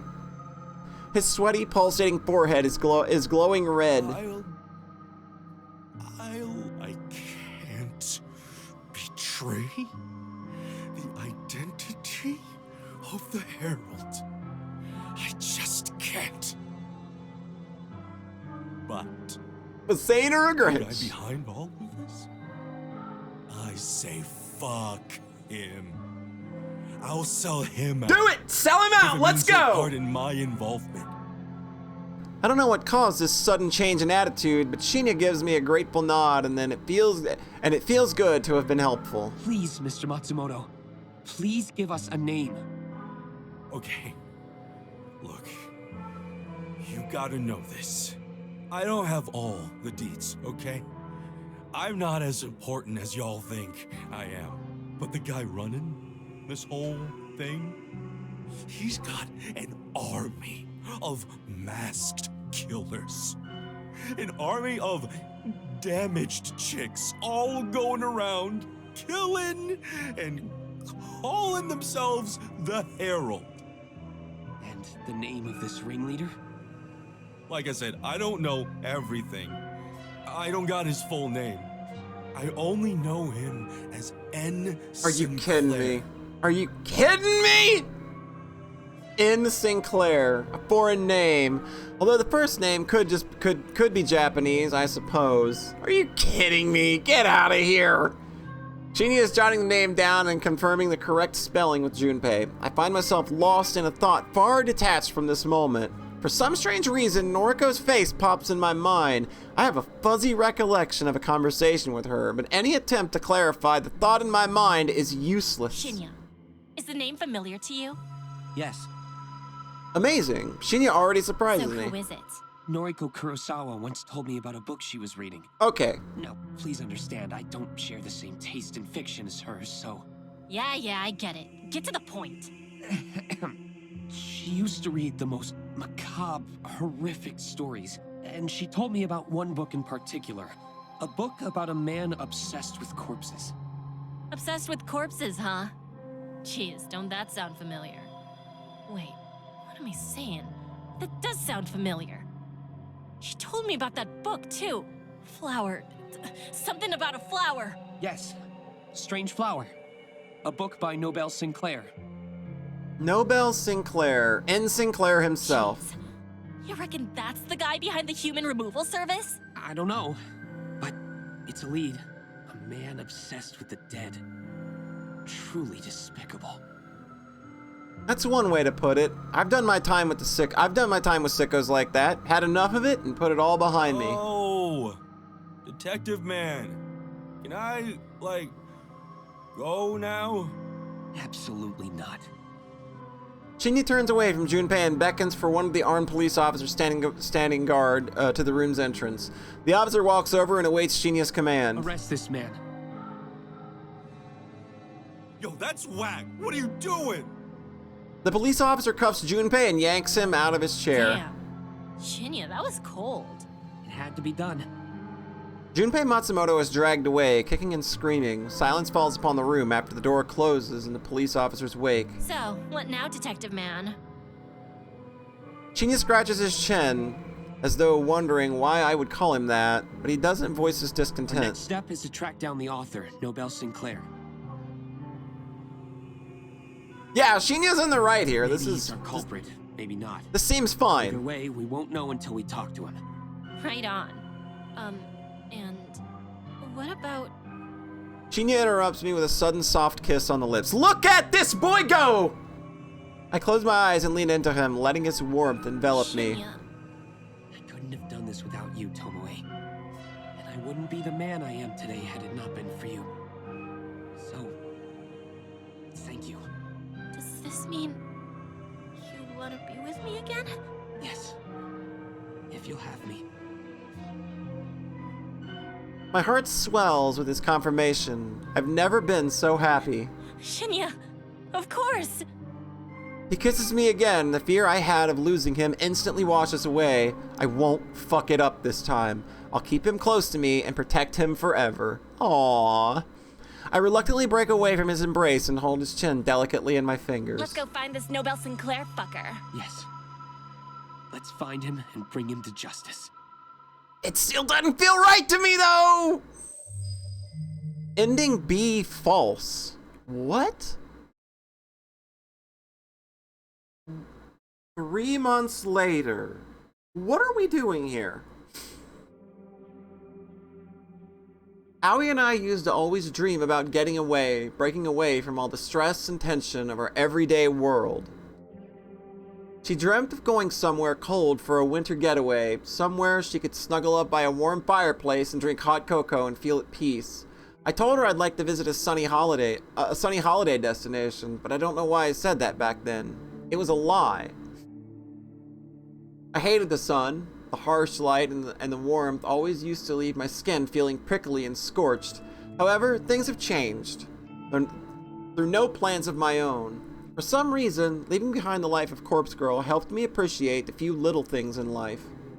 I don't know why. Maybe I'm just happy I survived. Maybe I'm just glad I don't have to keep living in that accursed apartment. I haven't fully recovered from the stab wound Aoi inflicted upon me. I haven't recovered from the scars she left on my heart. I don't think I ever will be 100% healthy again. My doctor says these things take time, but maybe a slight limp or a dull ache in the gut from time to time is a small price to pay for my life. I made the decision a few weeks ago to attempt a beachside vacation. It went well. Pale, ghostly Noriko Kurosawa sat on the beach and attempted to get a tan. I did it for myself, not out of some misguided notion that I should live out a dream vacation for Aoi's sake. Aoi can go on her own damn vacation wherever she wants. It's not like she's limping around with a cane and a serpentine scar across her beautiful skin. It's not like she had to struggle against the entire world just to get on an airplane. The beach was gorgeous. The water was pristine. I'd never seen anything like it in all my life, but those moments of sunshine and relaxation were fleeting. Sitting alone now in this empty apartment makes that painfully clear. I had to return to Tokyo eventually. It was inevitable. But it feels like there's nothing here for me anymore. Maybe once I move, go back to Osaka or Nagoya. No one in Tokyo for me. Aoi, Kojiro, they're either dead or dead to me. Tomoe doesn't call me, doesn't answer her messages. Shinya, nothing, no one in Tokyo for me. My eyelids close gently and the sweet embrace of sleep takes me. I decide to go for a walk to clear my head. But after returning to my new apartment building, I somehow forget my apartment number. I've only just moved in after all. Shit! How could I forget something so important? I wander the cold hallways, trying to locate my place. 238, 248, which one was it? Completely lost, I decide to turn around and search for the opposite direction. As I turn, a slightly open door catches my attention. Hey guys! I don't have a good feeling about this. Getting bad old feels about this. It is currently bad o'clock in Noriko land, I think. Who would leave their door open? Anyone could walk into your apartment and steal your belongings. This thought quickly scampers off as I find myself pushing the door ever so gently. It swings open slowly, revealing a room lit only by a flickering light of a television. Hello? You left your door open. Is anyone in there? My timid voice sounds unfamiliar to my own ears. I realize that I've rarely spoken in the last 2 days, in the last few days, save for the occasional pleasantry exchange with the staff from the moving company. When no answer from within the room is forthcoming, I take a careful step inside. No sound comes from the television in the corner. It has been muted, but the screen has been left on for some reason. My eyes strain to peer in the near darkness. Once my eyes finally decipher the scene before me, I realize that I'll never be able to delete the vision that has plagued me for the rest of my life. Oh, sweet fuck! Why does it keep happening? My mother hangs from the ceiling, a rope coiled around her neck like a boa constrictor. Her mouth agape, a half smile, a half scream upon her lips. Her eyes are vacant and stained black with the filthy muck of regret, and her legs dangle, helpless, unable to secure a foothold upon the chair that has fallen to the ground. The chair that I kicked out from under her while I laughed and laughed along with Yuriko. She ran into somebody by chance that had killed themselves, I think. And this is it, like she's gonna crack. A thick clump of bile bubbles up within my throat and it takes all of my strength to resist kneeling over and vomiting. The body hanging above me, the soulless corpse peering down at me. This is not my mother. This is not this person, this nameless woman. She has been dead for hours at least. I didn't kick the chair out from under her. Yuriko isn't here laughing alongside me. I'm here alone. The woman isn't struggling. She isn't pleading for help or forgiveness. She isn't cursing her stupid mistake. She's gone. Just gone. Her soul has departed for whatever afterlife awaits us once we leave this purgatory. She is nothing more than a hanging corpse, nothing more than a sack of flesh and bone. The disgusting urge to throw up begins to ebb away as I stare up at the ceiling. The light of the television illuminates the corpse's face briefly revealing skin gently kissed by light freckles and eyes and eyes creased with soft wrinkles. She's older than me, perhaps by a decade, but she is by no means less beautiful than I am. Her hair is long and soft, and I get the sudden urge to brush it aside, to sweep it away from her eyes and tell her everything is going to be okay. Before I can even understand it, I'm standing upon a bed in order to reach up to the ceiling. I rest one hand lightly on her shoulder, then I go ahead and brush some of the stray locks from her eyes with my fingers. If I look past those empty eyes, those eyes stare at me and see everything I am. If I look past them, I see a truly gorgeous woman before me. I'm utterly entranced by her. I rest my cheek against her. Oh no! No!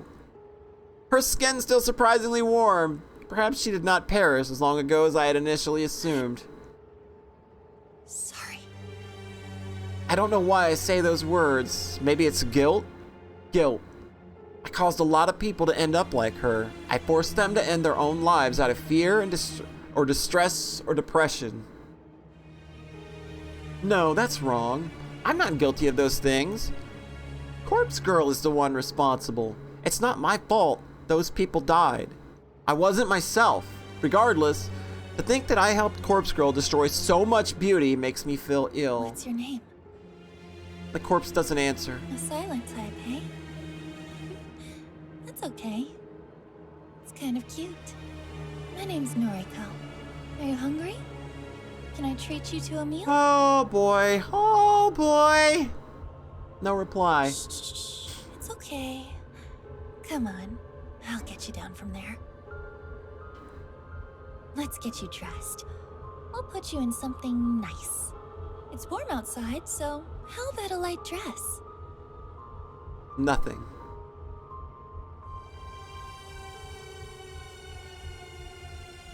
It takes some time to unloop the rope from her neck and return her to the floor safely. Some part of my subconscious knows exactly how to move her carefully, to dress her, to apply her makeup and bring out her inner beauty. I can't recall if I've done something like this before. Have I taken a corpse out to dinner before? I can't recall if I just read about it in a book or if I've experienced a familiar situation. Just because she's dead doesn't mean I shouldn't treat her right. Just because she's dead doesn't mean she's not beautiful and worthy of my love. After a bit of time, my gorgeous friend is dressed to impress. We're ready to go out to dinner. She's not very talkative, so I'll place her order and keep the conversation going. People might look at us, they might stare, or even judge us, but we'll be okay. We're two beautiful young women simply enjoying one another's company. She'll start to decay soon, like a strange flower wilting moments after it's been taken out of the water. As for me, I think I've been decaying for a long time. I hope this nameless corpse girl can help me feel alive again. She offers me a slight smile as I take her hand and lead her out into the blinding lights of the hallway. I blush. Oh boy. Oh boy. Nobel Sinclair. What in the fuck is happening?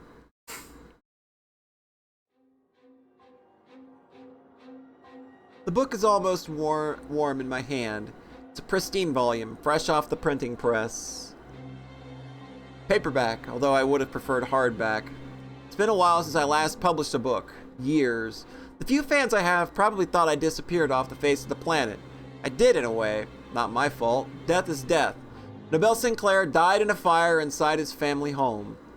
That was a long time ago. Even before my name burned to ash, my body survived. Had to pick up a new name after that. Can't wander this planet without one. The body went on living for a while after I got with the new name. I even grew to like it. Then the strangest thing happened. Another fire inside a morgue. This time, the new name, fucking goddamn fucking fuck! I knew it! I fucking knew it! Son of a bitch! I fucking knew it! Another fire inside a morgue. This time, the new name went up in flames. My body survived. Again. Fate? Don't know. Exactly. The 12 books were unsold units. I started thinking that as soon as she said that they were pristine and that she had extra copies. I was like, fuck, those are unsold books. My body survived again. Fate? Don't know. Felt a bit lost after that. Felt a bit unlike anybody. I decided to pick the old name back up, dusted it off, pinned it to my chest. Nobel Sinclair. It always suited me. Mother gave it to me, after all. This time, I didn't want to completely disregard my existence. This time, the time spent as another man. Too much happened. I've got too much to tell. Too many tales to keep to myself. So this new book tells the entire story, from start to end. Holy shit, that's good! Oh my fucking Christ! Oh my god! That's real good! Oh my god. Well, it's an easy typing page after page with only one arm.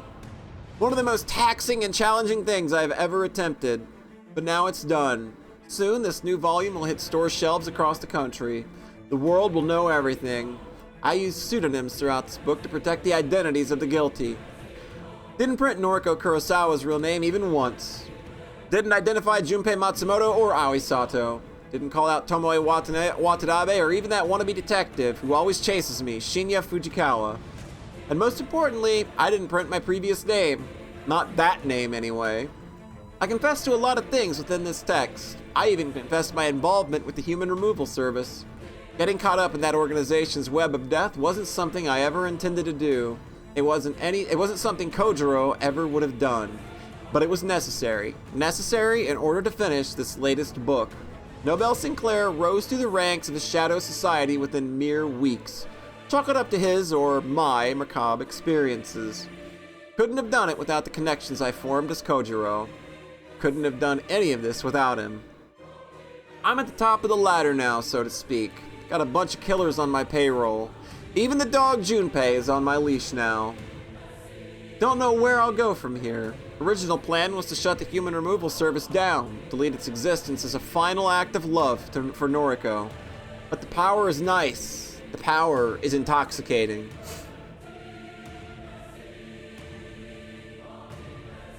Again, Kojiro wouldn't have toyed around with something like this. I'm not Kojiro. I look over the book in my hand once more. It's heavy, full of words that carry more weight than any should. Whether people believe the content of this book is out of my control, but those with a keen intellect will surely be able to piece the truth together. My eyes scan the cover and read over the large embossed letters. Corpse Factory, a novel by Nobel Sinclair. Yeah, he joined after the fire. I've never been more proud of my work. Son of a bitch. That's really fucking good. The end!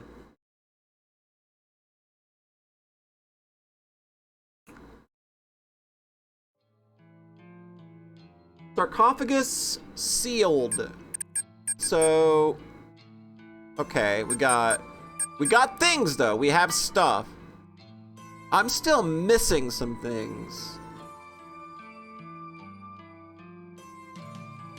Yeah, I'm about, okay, like, endings. What's going on here? Which ending would you like to view? Oh. Oh, we can just do that?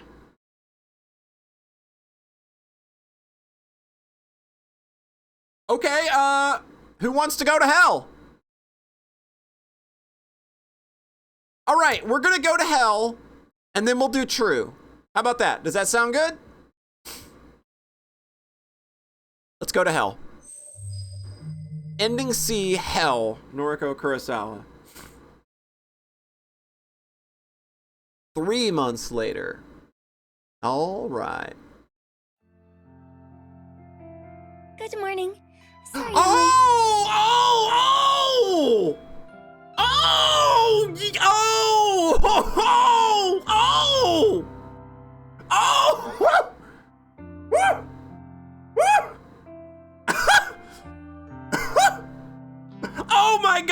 love this game! Oh my sweet fucking Christ! I made a quick apologetic bow to my coworkers before hurrying over to my desk. No one seems too bothered about my tardiness. A few people offer a raised eyebrow, but they quickly return to their own work. I take a seat at my workstation and switch my computer on. It whirs to life as I organize my belongings. From my handbag, I retrieve some key items. First is my canned coffee, still ice cold thanks to the convenience store's powerful refrigeration. Second is my headphones. I can't complete a day of tedious data entry without listening to music. Last but not least is my phone. The screen is a little cracked and the protective case has seen better days, but it's invaluable to me. Something feels slightly off about it when I look at the screen. There's a nagging feeling in my mind, some small voice telling me that this isn't my phone, but I know it's mine. The familiar red case, the spiderweb fractures inching across the glass. It's my phone, no doubt about it.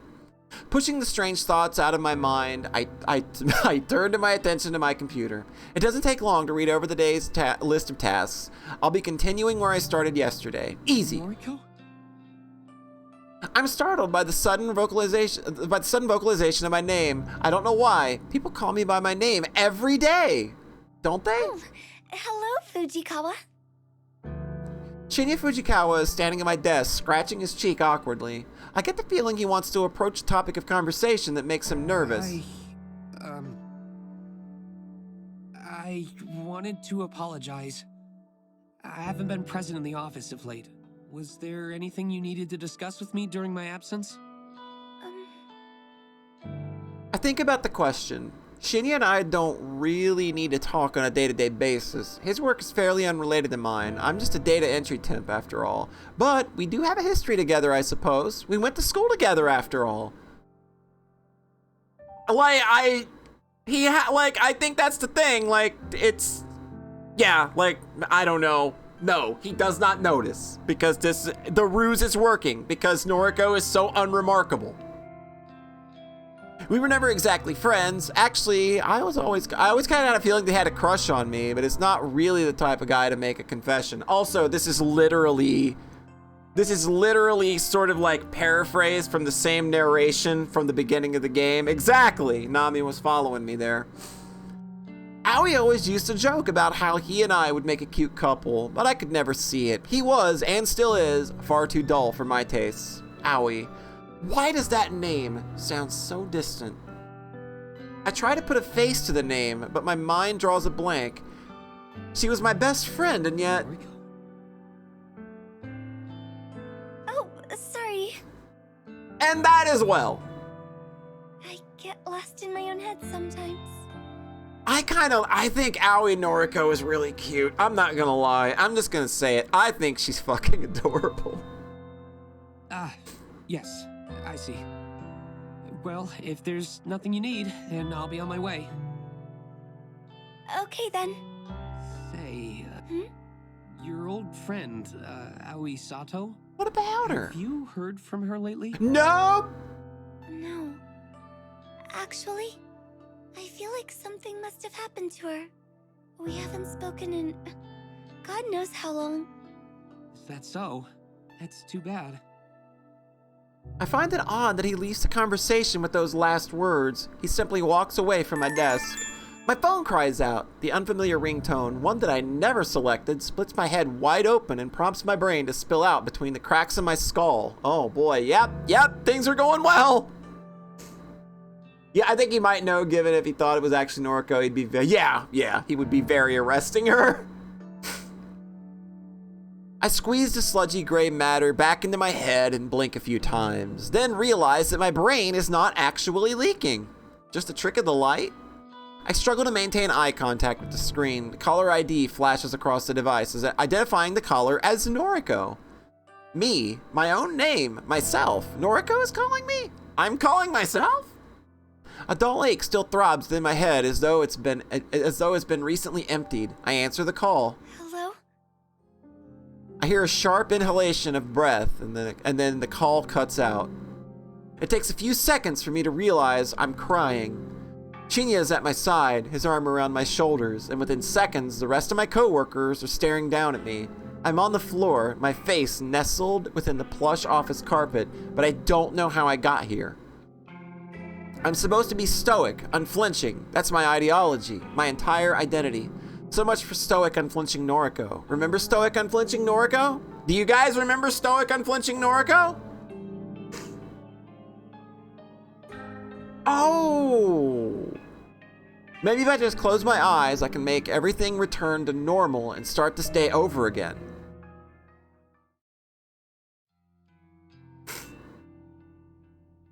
The stairs upward feel particularly difficult to climb today. It's been a rather strange day at the office, but I know that returning home to my family will make me feel better. Shinya took me to the train station and waited until I boarded my train. It was really sweet of him. I don't fully recall the things that he said to me. He might have mentioned something about not needing to return to the office anymore. Maybe all my work there is completed? My head is still fuzzy, but I'll sift through the details after a hot shower later tonight. Since the sun is beginning to go down, I think the others should be home by now.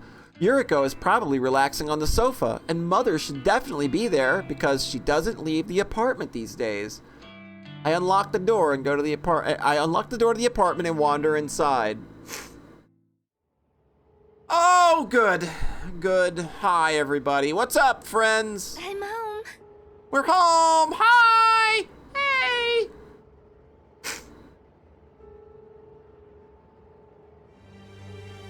Stepping through the open door is always comforting. Is always a comforting feeling. It's good to return after a long day at work. Here you are. Good evening, big sis. Good evening, Mom. Yuriko offers me a warm smile. She's changed a lot recently. Her foul, rebellious attitude disappeared when she moved in.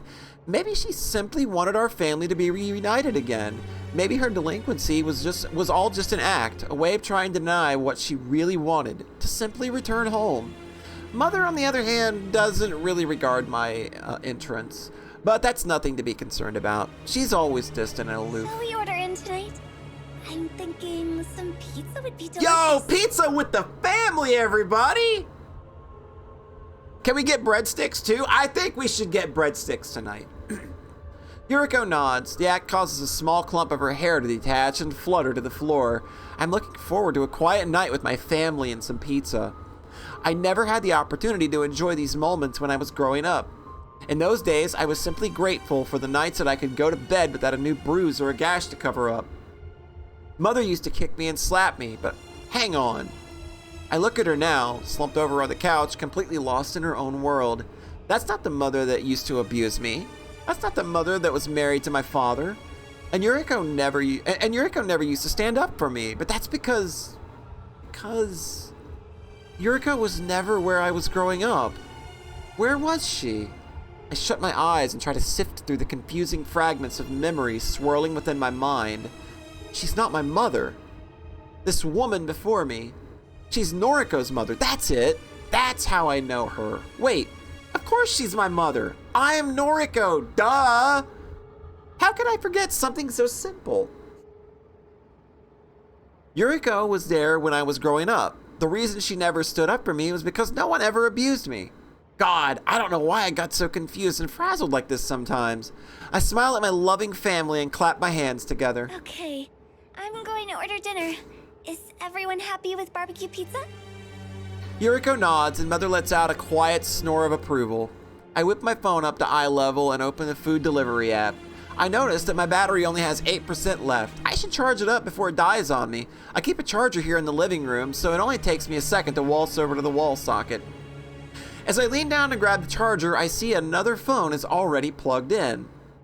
Another phone? The case is blue and the screen doesn't have a trace of damage on it. Whose phone is this? I nervously tap the screen to see a list of noise notifications. There are a lot of messages from someone named Junpei. Junpei. That name doesn't ring a bell. I check to see if the phone is unlocked by pressing my thumb against the home button. Strangely, my fingerprint unlocks the phone instantly. My fingerprint? But this isn't my phone. This can't be my phone. The messages from Junpei all open in quick succession. Babe, good news. Hit me up. Waiting for you. Coffee today? Are you mad at me? Talk to me, my little cherry blossom. I miss you. Did I do something wrong? The splitting sensation inside my skull returns as my eyes devour the contents of the never-ending string of messages. I feel like I know this person, but I can't picture a face. I can't picture any scenario in which we have ever met or spent time together. Why does he speak to me in such a familiar way? Wait, he's not speaking to me. Of course. This isn't my phone, so these messages were never intended for me. I throw the phone aside, happy to have broken free of my concern. It doesn't matter who the phone belongs to. It's not mine, so I don't have to deal with it. I plug my own phone into the charger and feel relieved as I watch the battery icon slowly fill up. Mom, Yuriko, I'm going to go take a shower while my phone charges. I'll order dinner after that. I promise. Thank you for being patient. For the first time in a while, Mother actively responds to my voice. Oh. Noriko? Her head tilts slightly, and she regards me with her dull eyes. Mom? Where am I? You're not Noriko. A bead of sweat forms on my forehead, and the shiver crawls slowly down my spine like a spider. Her firm, accusatory tone immediately chills me to the bone. Of course it's me, Mom. It's me, Noriko. No. You're... Where am... Panic settles on her delirious face. I don't exactly blame her for being scared and confused. She's been in a near vegetative state ever since her attempted suicide. But for her to not recognize me, for her to forget what her own daughter looks like, that's inexcusable, unforgivable. I'm Noriko, damn it. I fall to my knees, a splitting, throbbing, aching pain in my skull reaching a crescendo, threatening to blow my brains out across the living room. Noriko! Noriko Kurosawa! Look at me, Mom. Look at me. Mother's eyes widen and she looks like she's going to vomit. She turns to see Yuriko, white and ghastly, in the seat next to her, and a tear forms in her eye. What is this? Just shut up! Just shut up and be a part of my perfect family! Look at us! All three of us! We're the Kurosawa family, and we're finally back together! We're happy, everybody! We're happy, right? We're happy! We're happy! Still on my knees, I slowly lower my head to the ground and let it rest on the soft carpet. I barely register the sound of the door behind me opening slowly. After the creaking hinges come to a rest, a strong voice floods my ears. Yo, Harold. You're Noriko no longer.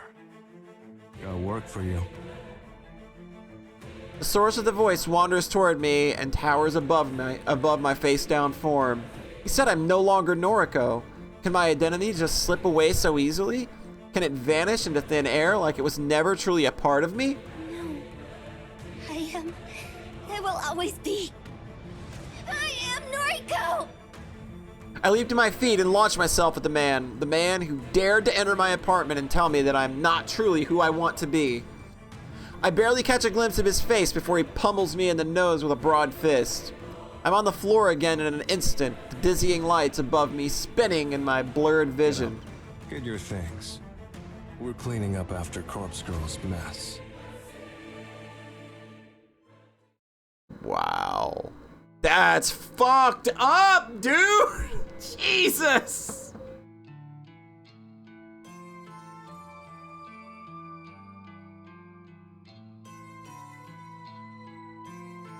Well, that was a load of fun.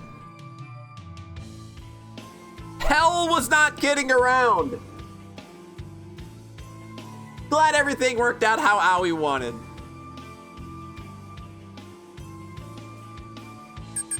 All right.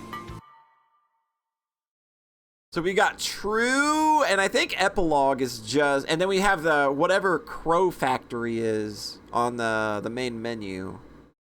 But before we do this, I'm going to take like a 2 to 3 minute break. And then we will come back and we will do True Ending and Crow Factory. That sound good? All right. We will be right back.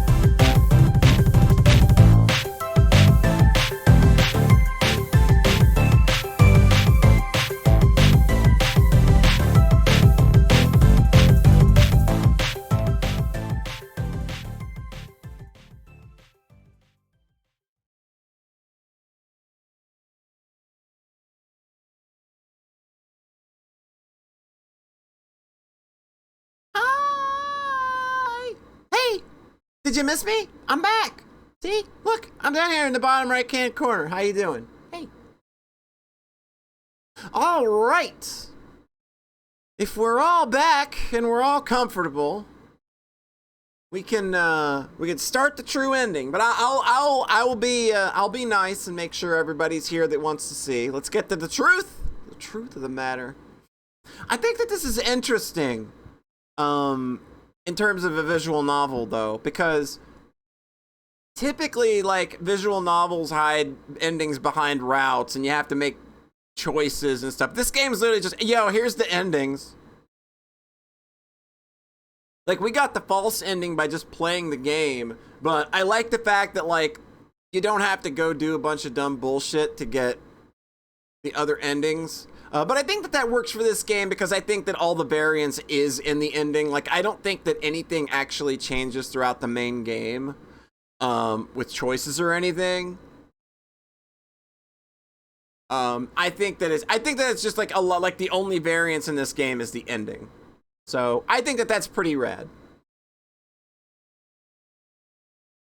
I think that we got that one maybe because we bonded with we got scenes, we did special things with those two. So I think that's why we got that one. Because we did, we got special CG stuff with Tomoe, and we saved Shinya from his would-be harasser or assaulter. Okay, so we just need the true ending now. If we are all ready, we are all strapped in, we will find out what true ending truly means in a game like this. Because guess what, folks? I hate to break it to you, but I don't think that there is such thing as a happy ending in Corpse Factory Land. Here we go.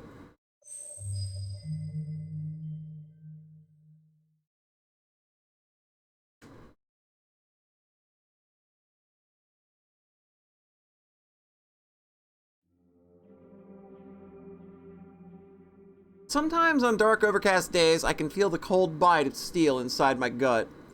Phantom sensation that flickers and dissipates within moments. My doctor says it's nothing to be concerned about, but that doesn't prevent me from pulling my clothes aside to examine the skin underneath. The sight of the scar does little to comfort me.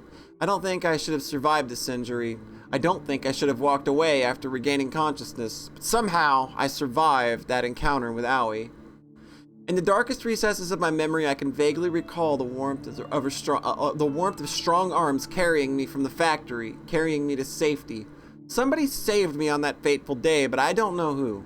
Regardless, I owe them my life, my new life, a life that is actually worth something. Yo, Miz! How's it going? I'm going, Miz. Give Miz the old shout out. There we go. Miz's own personal shout out. Yeah, who else could it have been? I don't know who else it could have been that would have pulled her out of here. Maybe the neighbor, but why would he be there? Like, I don't know. Regardless, I owe them my life, my new life. A life that is actually worth something. A life that doesn't consist of skulking around in the shadows and pretending to be a beautiful corpse. Yeah, she was pretty light. That is a good point.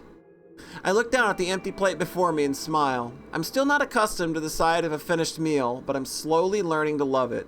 My stomach feels full, truly full, not just full enough like I used to force myself to believe. I've put on 4 pounds recently, 4 good, healthy pounds. My cheeks glow with vitality and my skin is no longer the sickly color of ghastly flesh. The waiters at the restaurant are probably getting sick of seeing me in here every other day, but I don't mind. I eat well here, and I've learned to cook at home, too. Tomoe, of all people, taught me how to prepare dinner. I never expected to study the culinary arts under someone like her. Hey, like maybe there is a happy ending in Corpse Factory. But she has a knack for bringing out the flavor in food. She says she picked up a few things from years of caring for her kids' siblings. I'm learning a lot from her.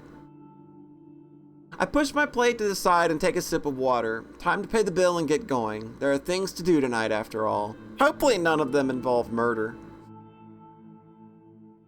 Months have passed since the last time I set foot on these cursed grounds. The wafting stench of decay invades my nostrils and threatens to make me spill the contents of my stomach on the asphalt. It's a stench that I once was completely accustomed to. Now it's a sickening reminder of the person I used to be not so long ago. I didn't want to come here tonight. I didn't want to come here ever. Yet here I am. Call it a hunch or a premonition or just a bad feeling, but some part of my mind urged me to visit this place after receiving a strange text message this morning. This is probably... Okay, never mind. Probably not a happy ending in Corpse Factory. A text message seemed both alien and familiar at the same time. A solitary word with the contents of the message, goodbye. But what drew my attention the most was the image attachment. A photo of a young woman.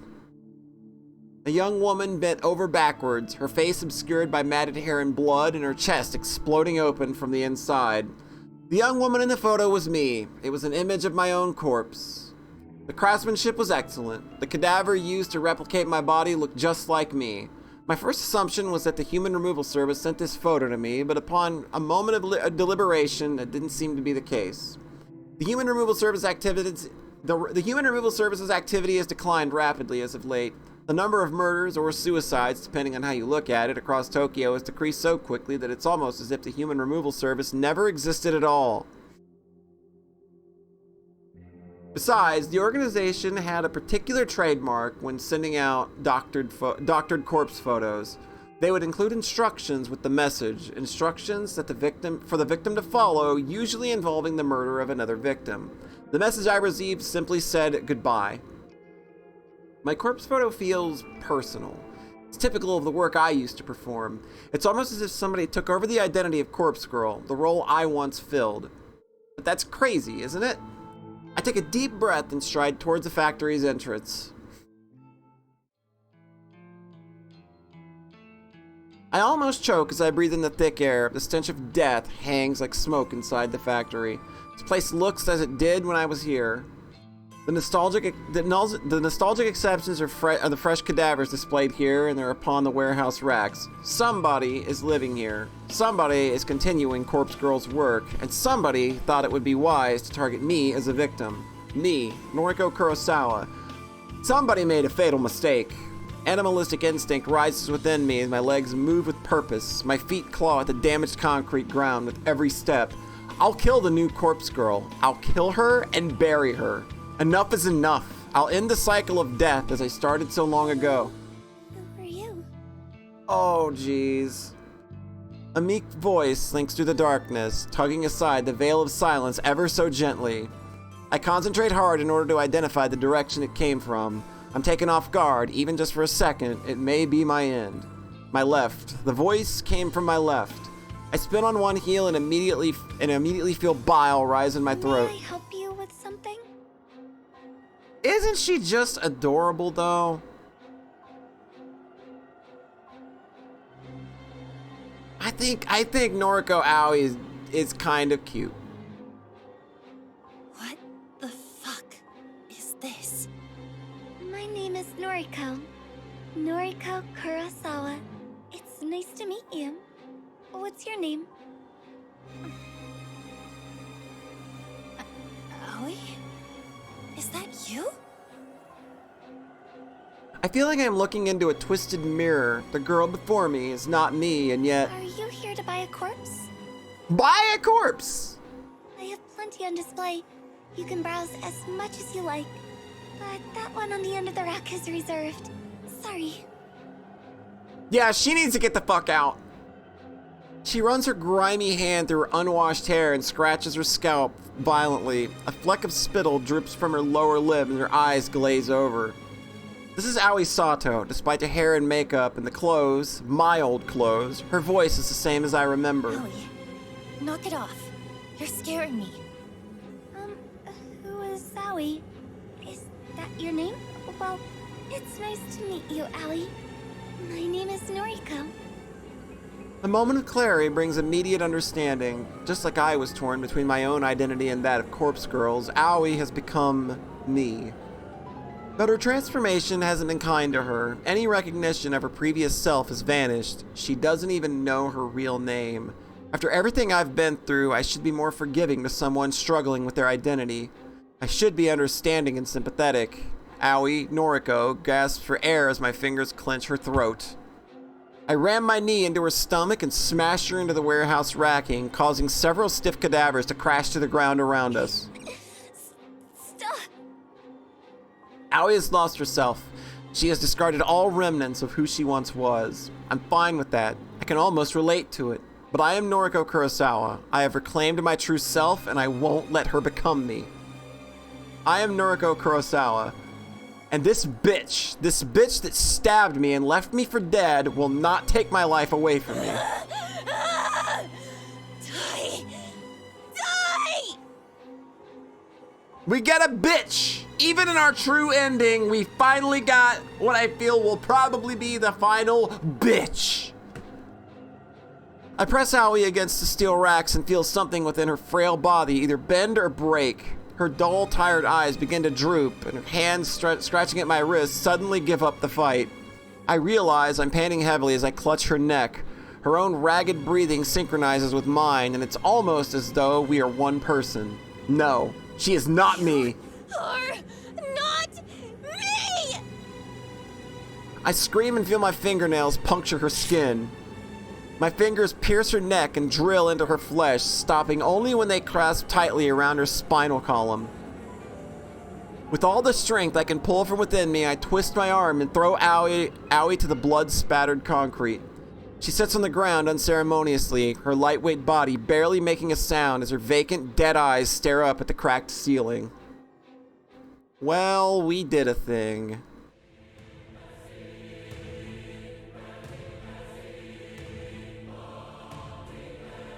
We did it.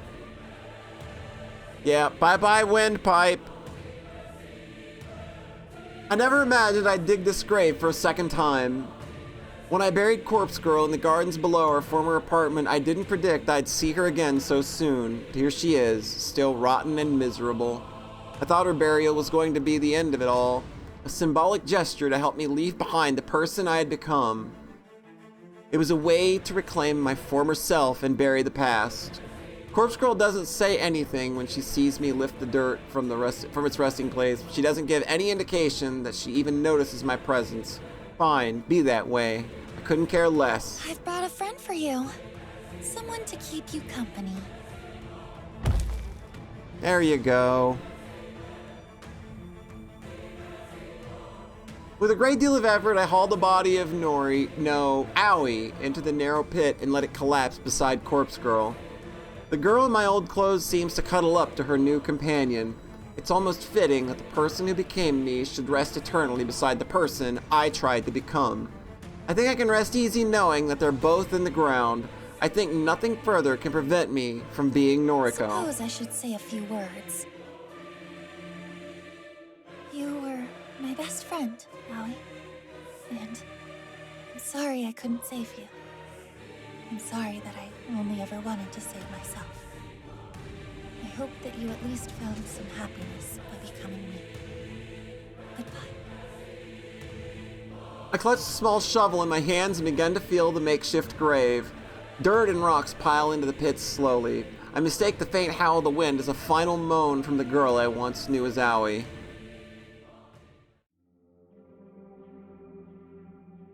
Covered in dirt and grime and blood and muck and God knows what else, I collapse into the floor of my new apartment.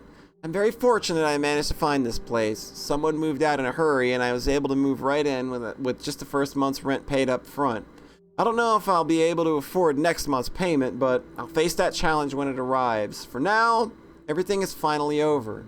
I should shower or bathe or at least scrub the filth from my skin, but I'm so tired. I'm exhausted. This is the price of being Noriko Kurosawa.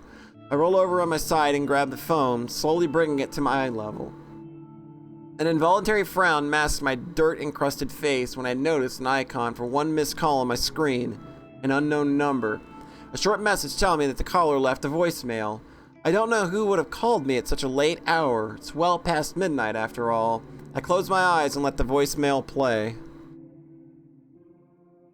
Hey. Bit late, Sauce. We should talk. Call me? Fuck! Fuck! God damn it! Saz. Son of a bitch, dude! Not again! We're not doing this again! Oh. Alright, so Crow Factory is something. I don't know what Crow Factory is. So we're gonna find out what Crow Factory is, and I think this is I think this is the last bit of content for this game. Caw! Noriko Kurosawa. Oh, sweet fucking Christ. What am I looking at? What is happening? Oh, Jesus fucking Christ. I fucking can't.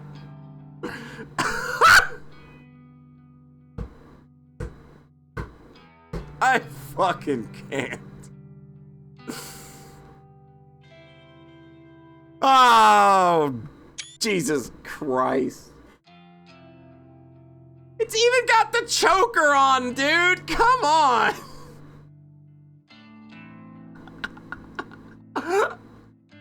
I've always liked the shape of my wings. Caw! I can be critical about other parts of my body, but I'll never complain about my wings. Caw! With or without feathers, I think they look great. Caw, caw! Mother used to tell me I inherited her wings, and my big sister inherited father's wings. To be honest, I don't see any of my father's feathers in myself or my sister. Caw! But I do agree that my wings are exact replicas of my mother's. The red feather too, oh my god! My mother doesn't fly too well anymore, and that might be something I have to also worry about in the future. But for now, my wings are perfect. Caw! And I couldn't be happier with them. Today's morning ritual is the same as any other workday. I'm a slave to the shiny things, and I'm not proud of it.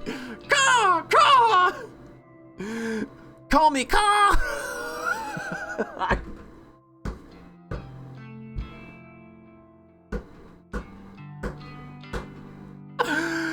Call me a corporate sellout, but I can't survive without the shiny things. That's just the cost of being me. Noriko Kurosawa. Caw! My alarm goes off at 6 a.m. The early bird catches the worm after all. Caw! I skip breakfast because I don't want to get my beak dirty by digging in the dirt. I'm out of my cramped nest by 6:45 a.m. Caw! What are we doing here? The static drone of the workspace noise fills my ear holes. Chirping, ringing phones, feathers tapping against keyboards, photocopiers, even a shady low hum of air conditioner contributes to my overall din. Caw! Before I can take a step forward toward my desk, a mocking trill whispers behind me. Chrome away! I fucking can't.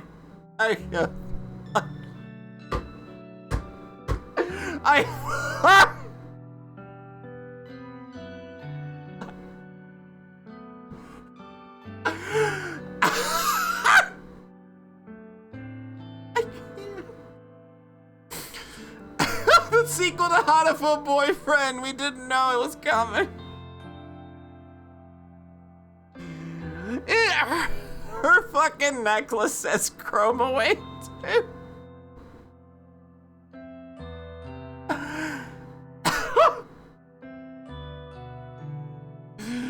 You looking like bird shit. Scree, scree.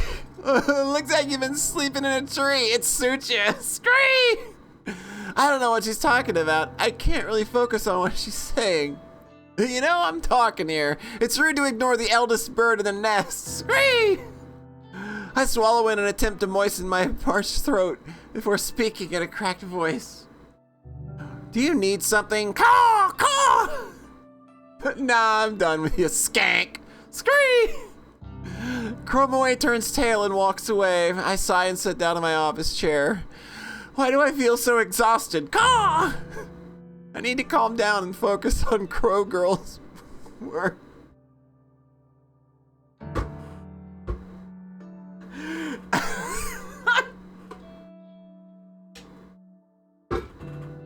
God damn it. I can't let things get like exhaustion or social anxiety stand in my way. Caw! Take a deep breath. I'm in control now. I'm myself again. I'm Noriko, stoic and unflinching. Caw! I'm Crow Girl, successful and feared. I can kill people as easily as I can manipulate simple tools in order to obtain food. Caw! People like Chromaway should be scared of me. People like Chromaway shouldn't mess with me. I'm in control now. Caw! Oh my god. Oh no, we're not. No. No, no, no, no, no, no, no, no, no, no, no, no. We're not doing it. We're not doing it.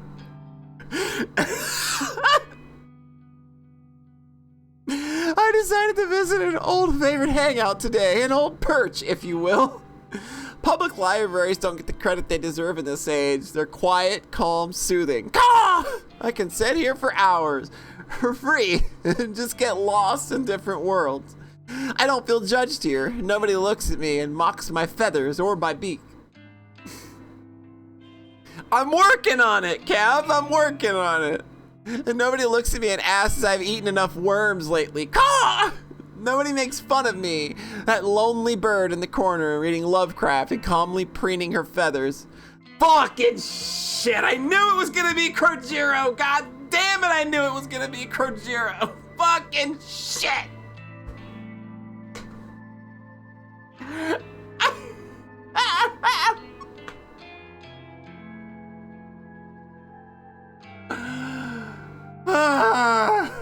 Kojiro stares deeply into your soul. He looks very dapper. He does. Loving the loving the tie, loving the job on the glasses.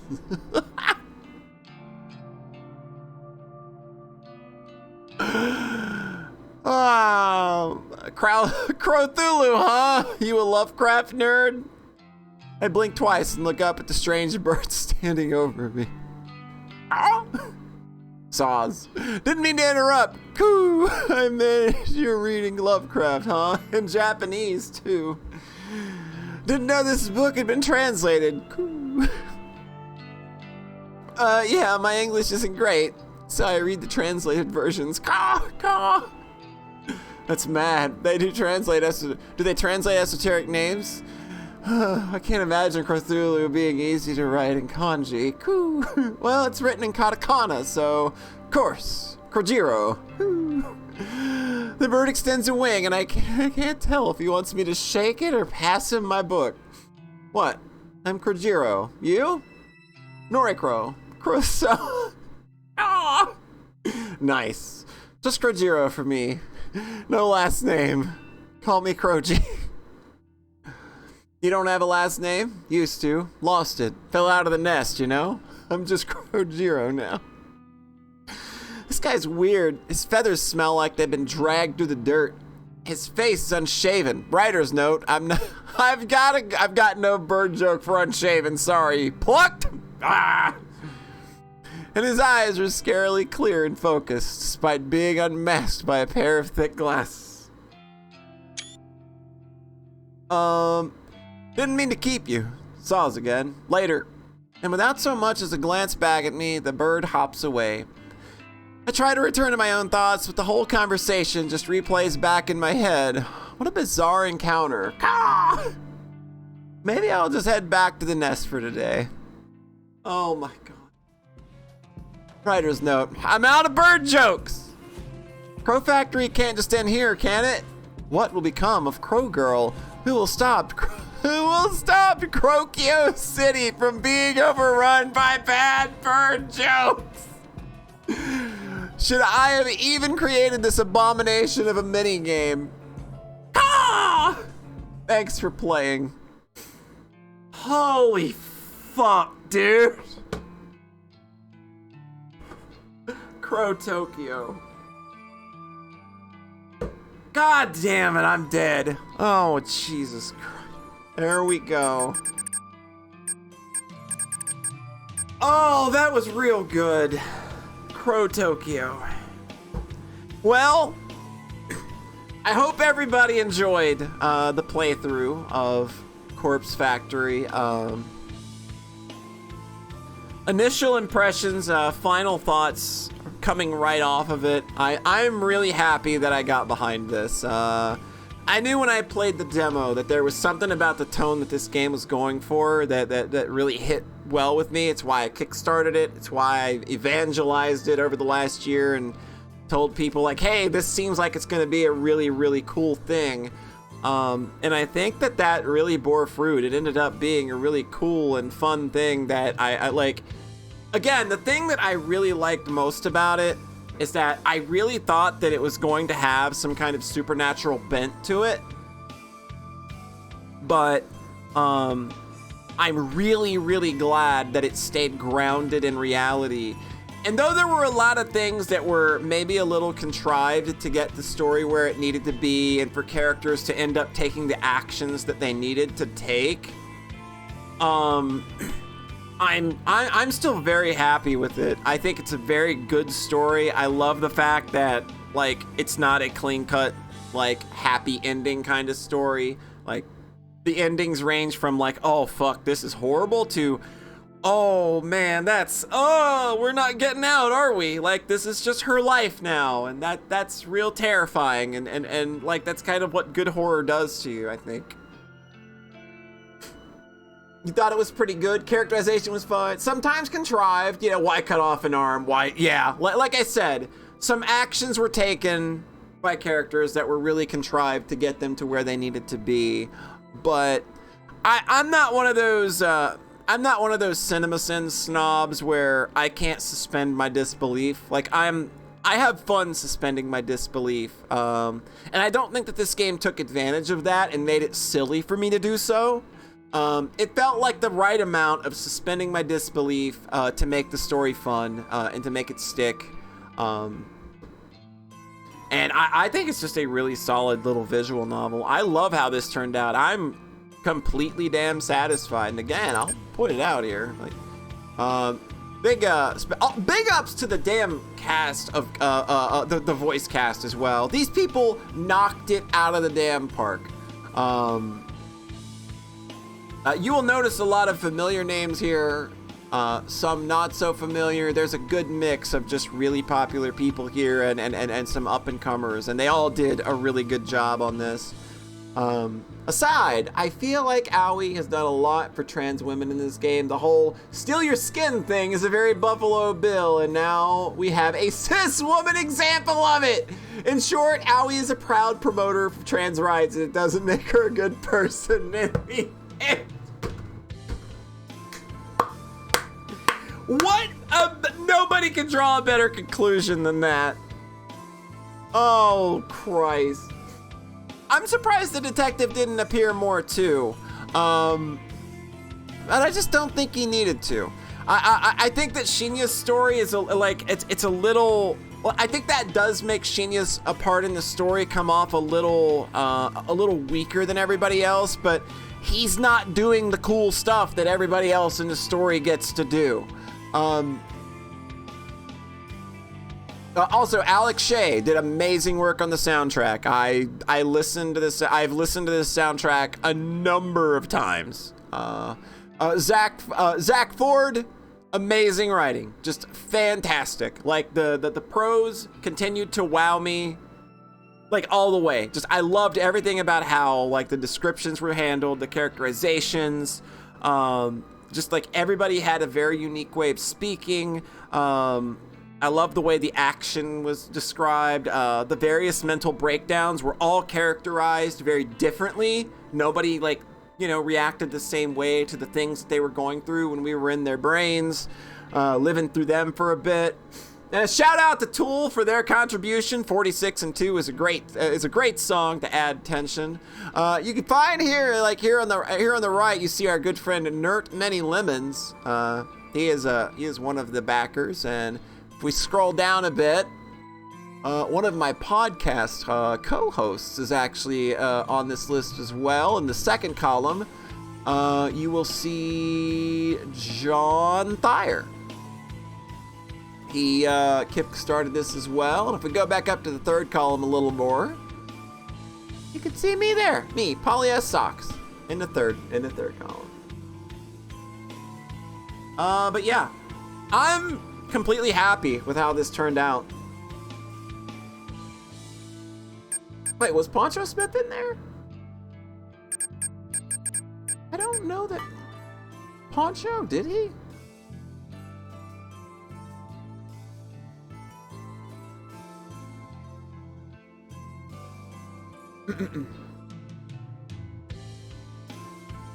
Oh no, you saw because I thought I just saw it too, but it was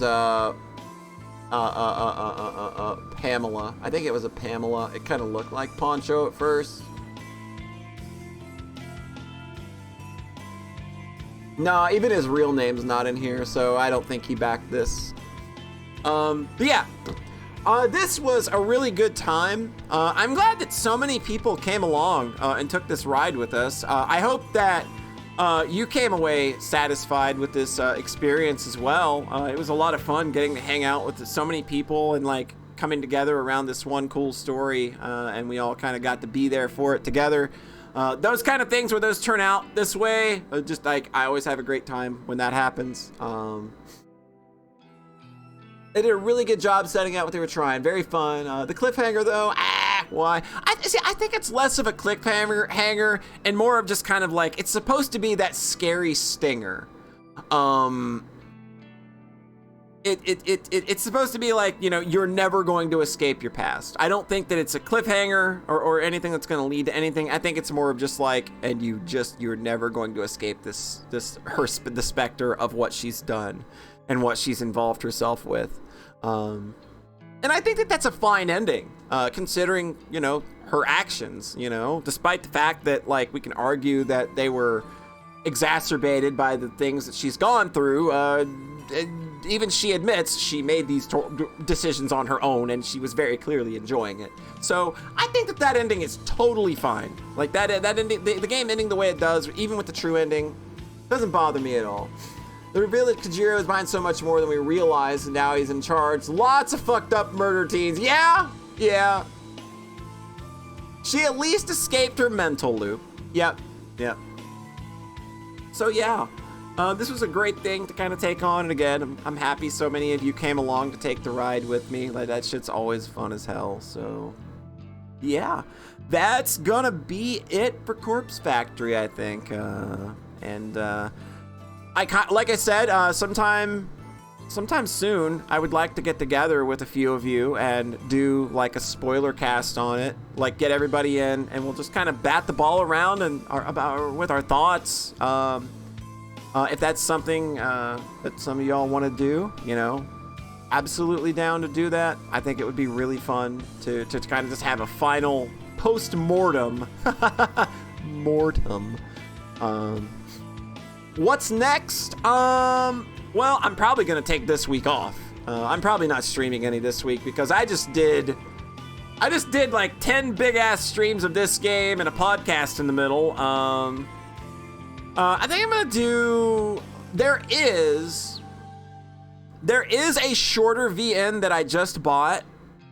That is it's a comedy.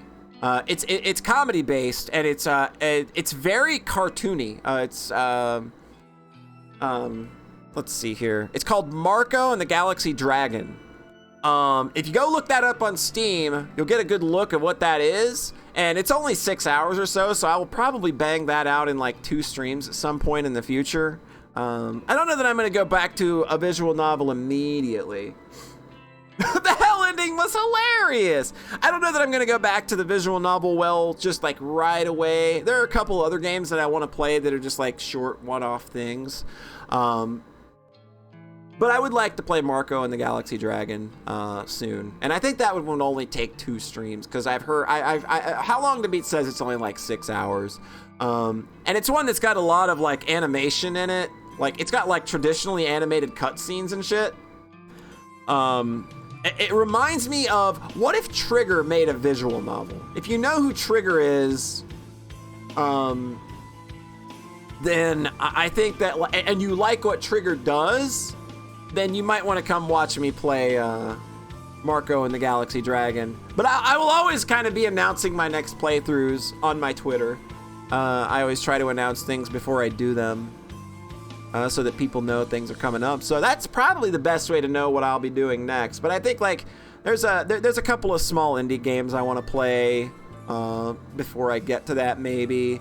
And I'm probably going to take this week off because I've streamed a lot lately. And I think I kind of like want a small break, and reaching the end of a bigger project like this feels really good. And I think that's good to kind of like maybe play a game for yourself afterward for a little bit. So I'll probably just be playing some stuff offline. But you will, yeah, I'll still be on Twitter, making your Twitter feeds immeasurably worse with my presence. So I think with that, I'm gonna go ahead and get ready to get out of here for the night and look for somebody to host. And let's go over here. Let's see who be streamerizing.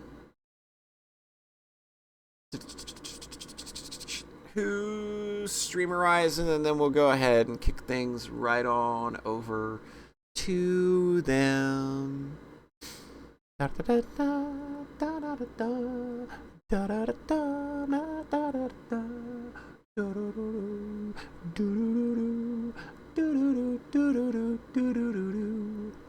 I mean, it looks like we're just gonna go back to Power Up with Pride again. I don't think nobody's really streaming tonight.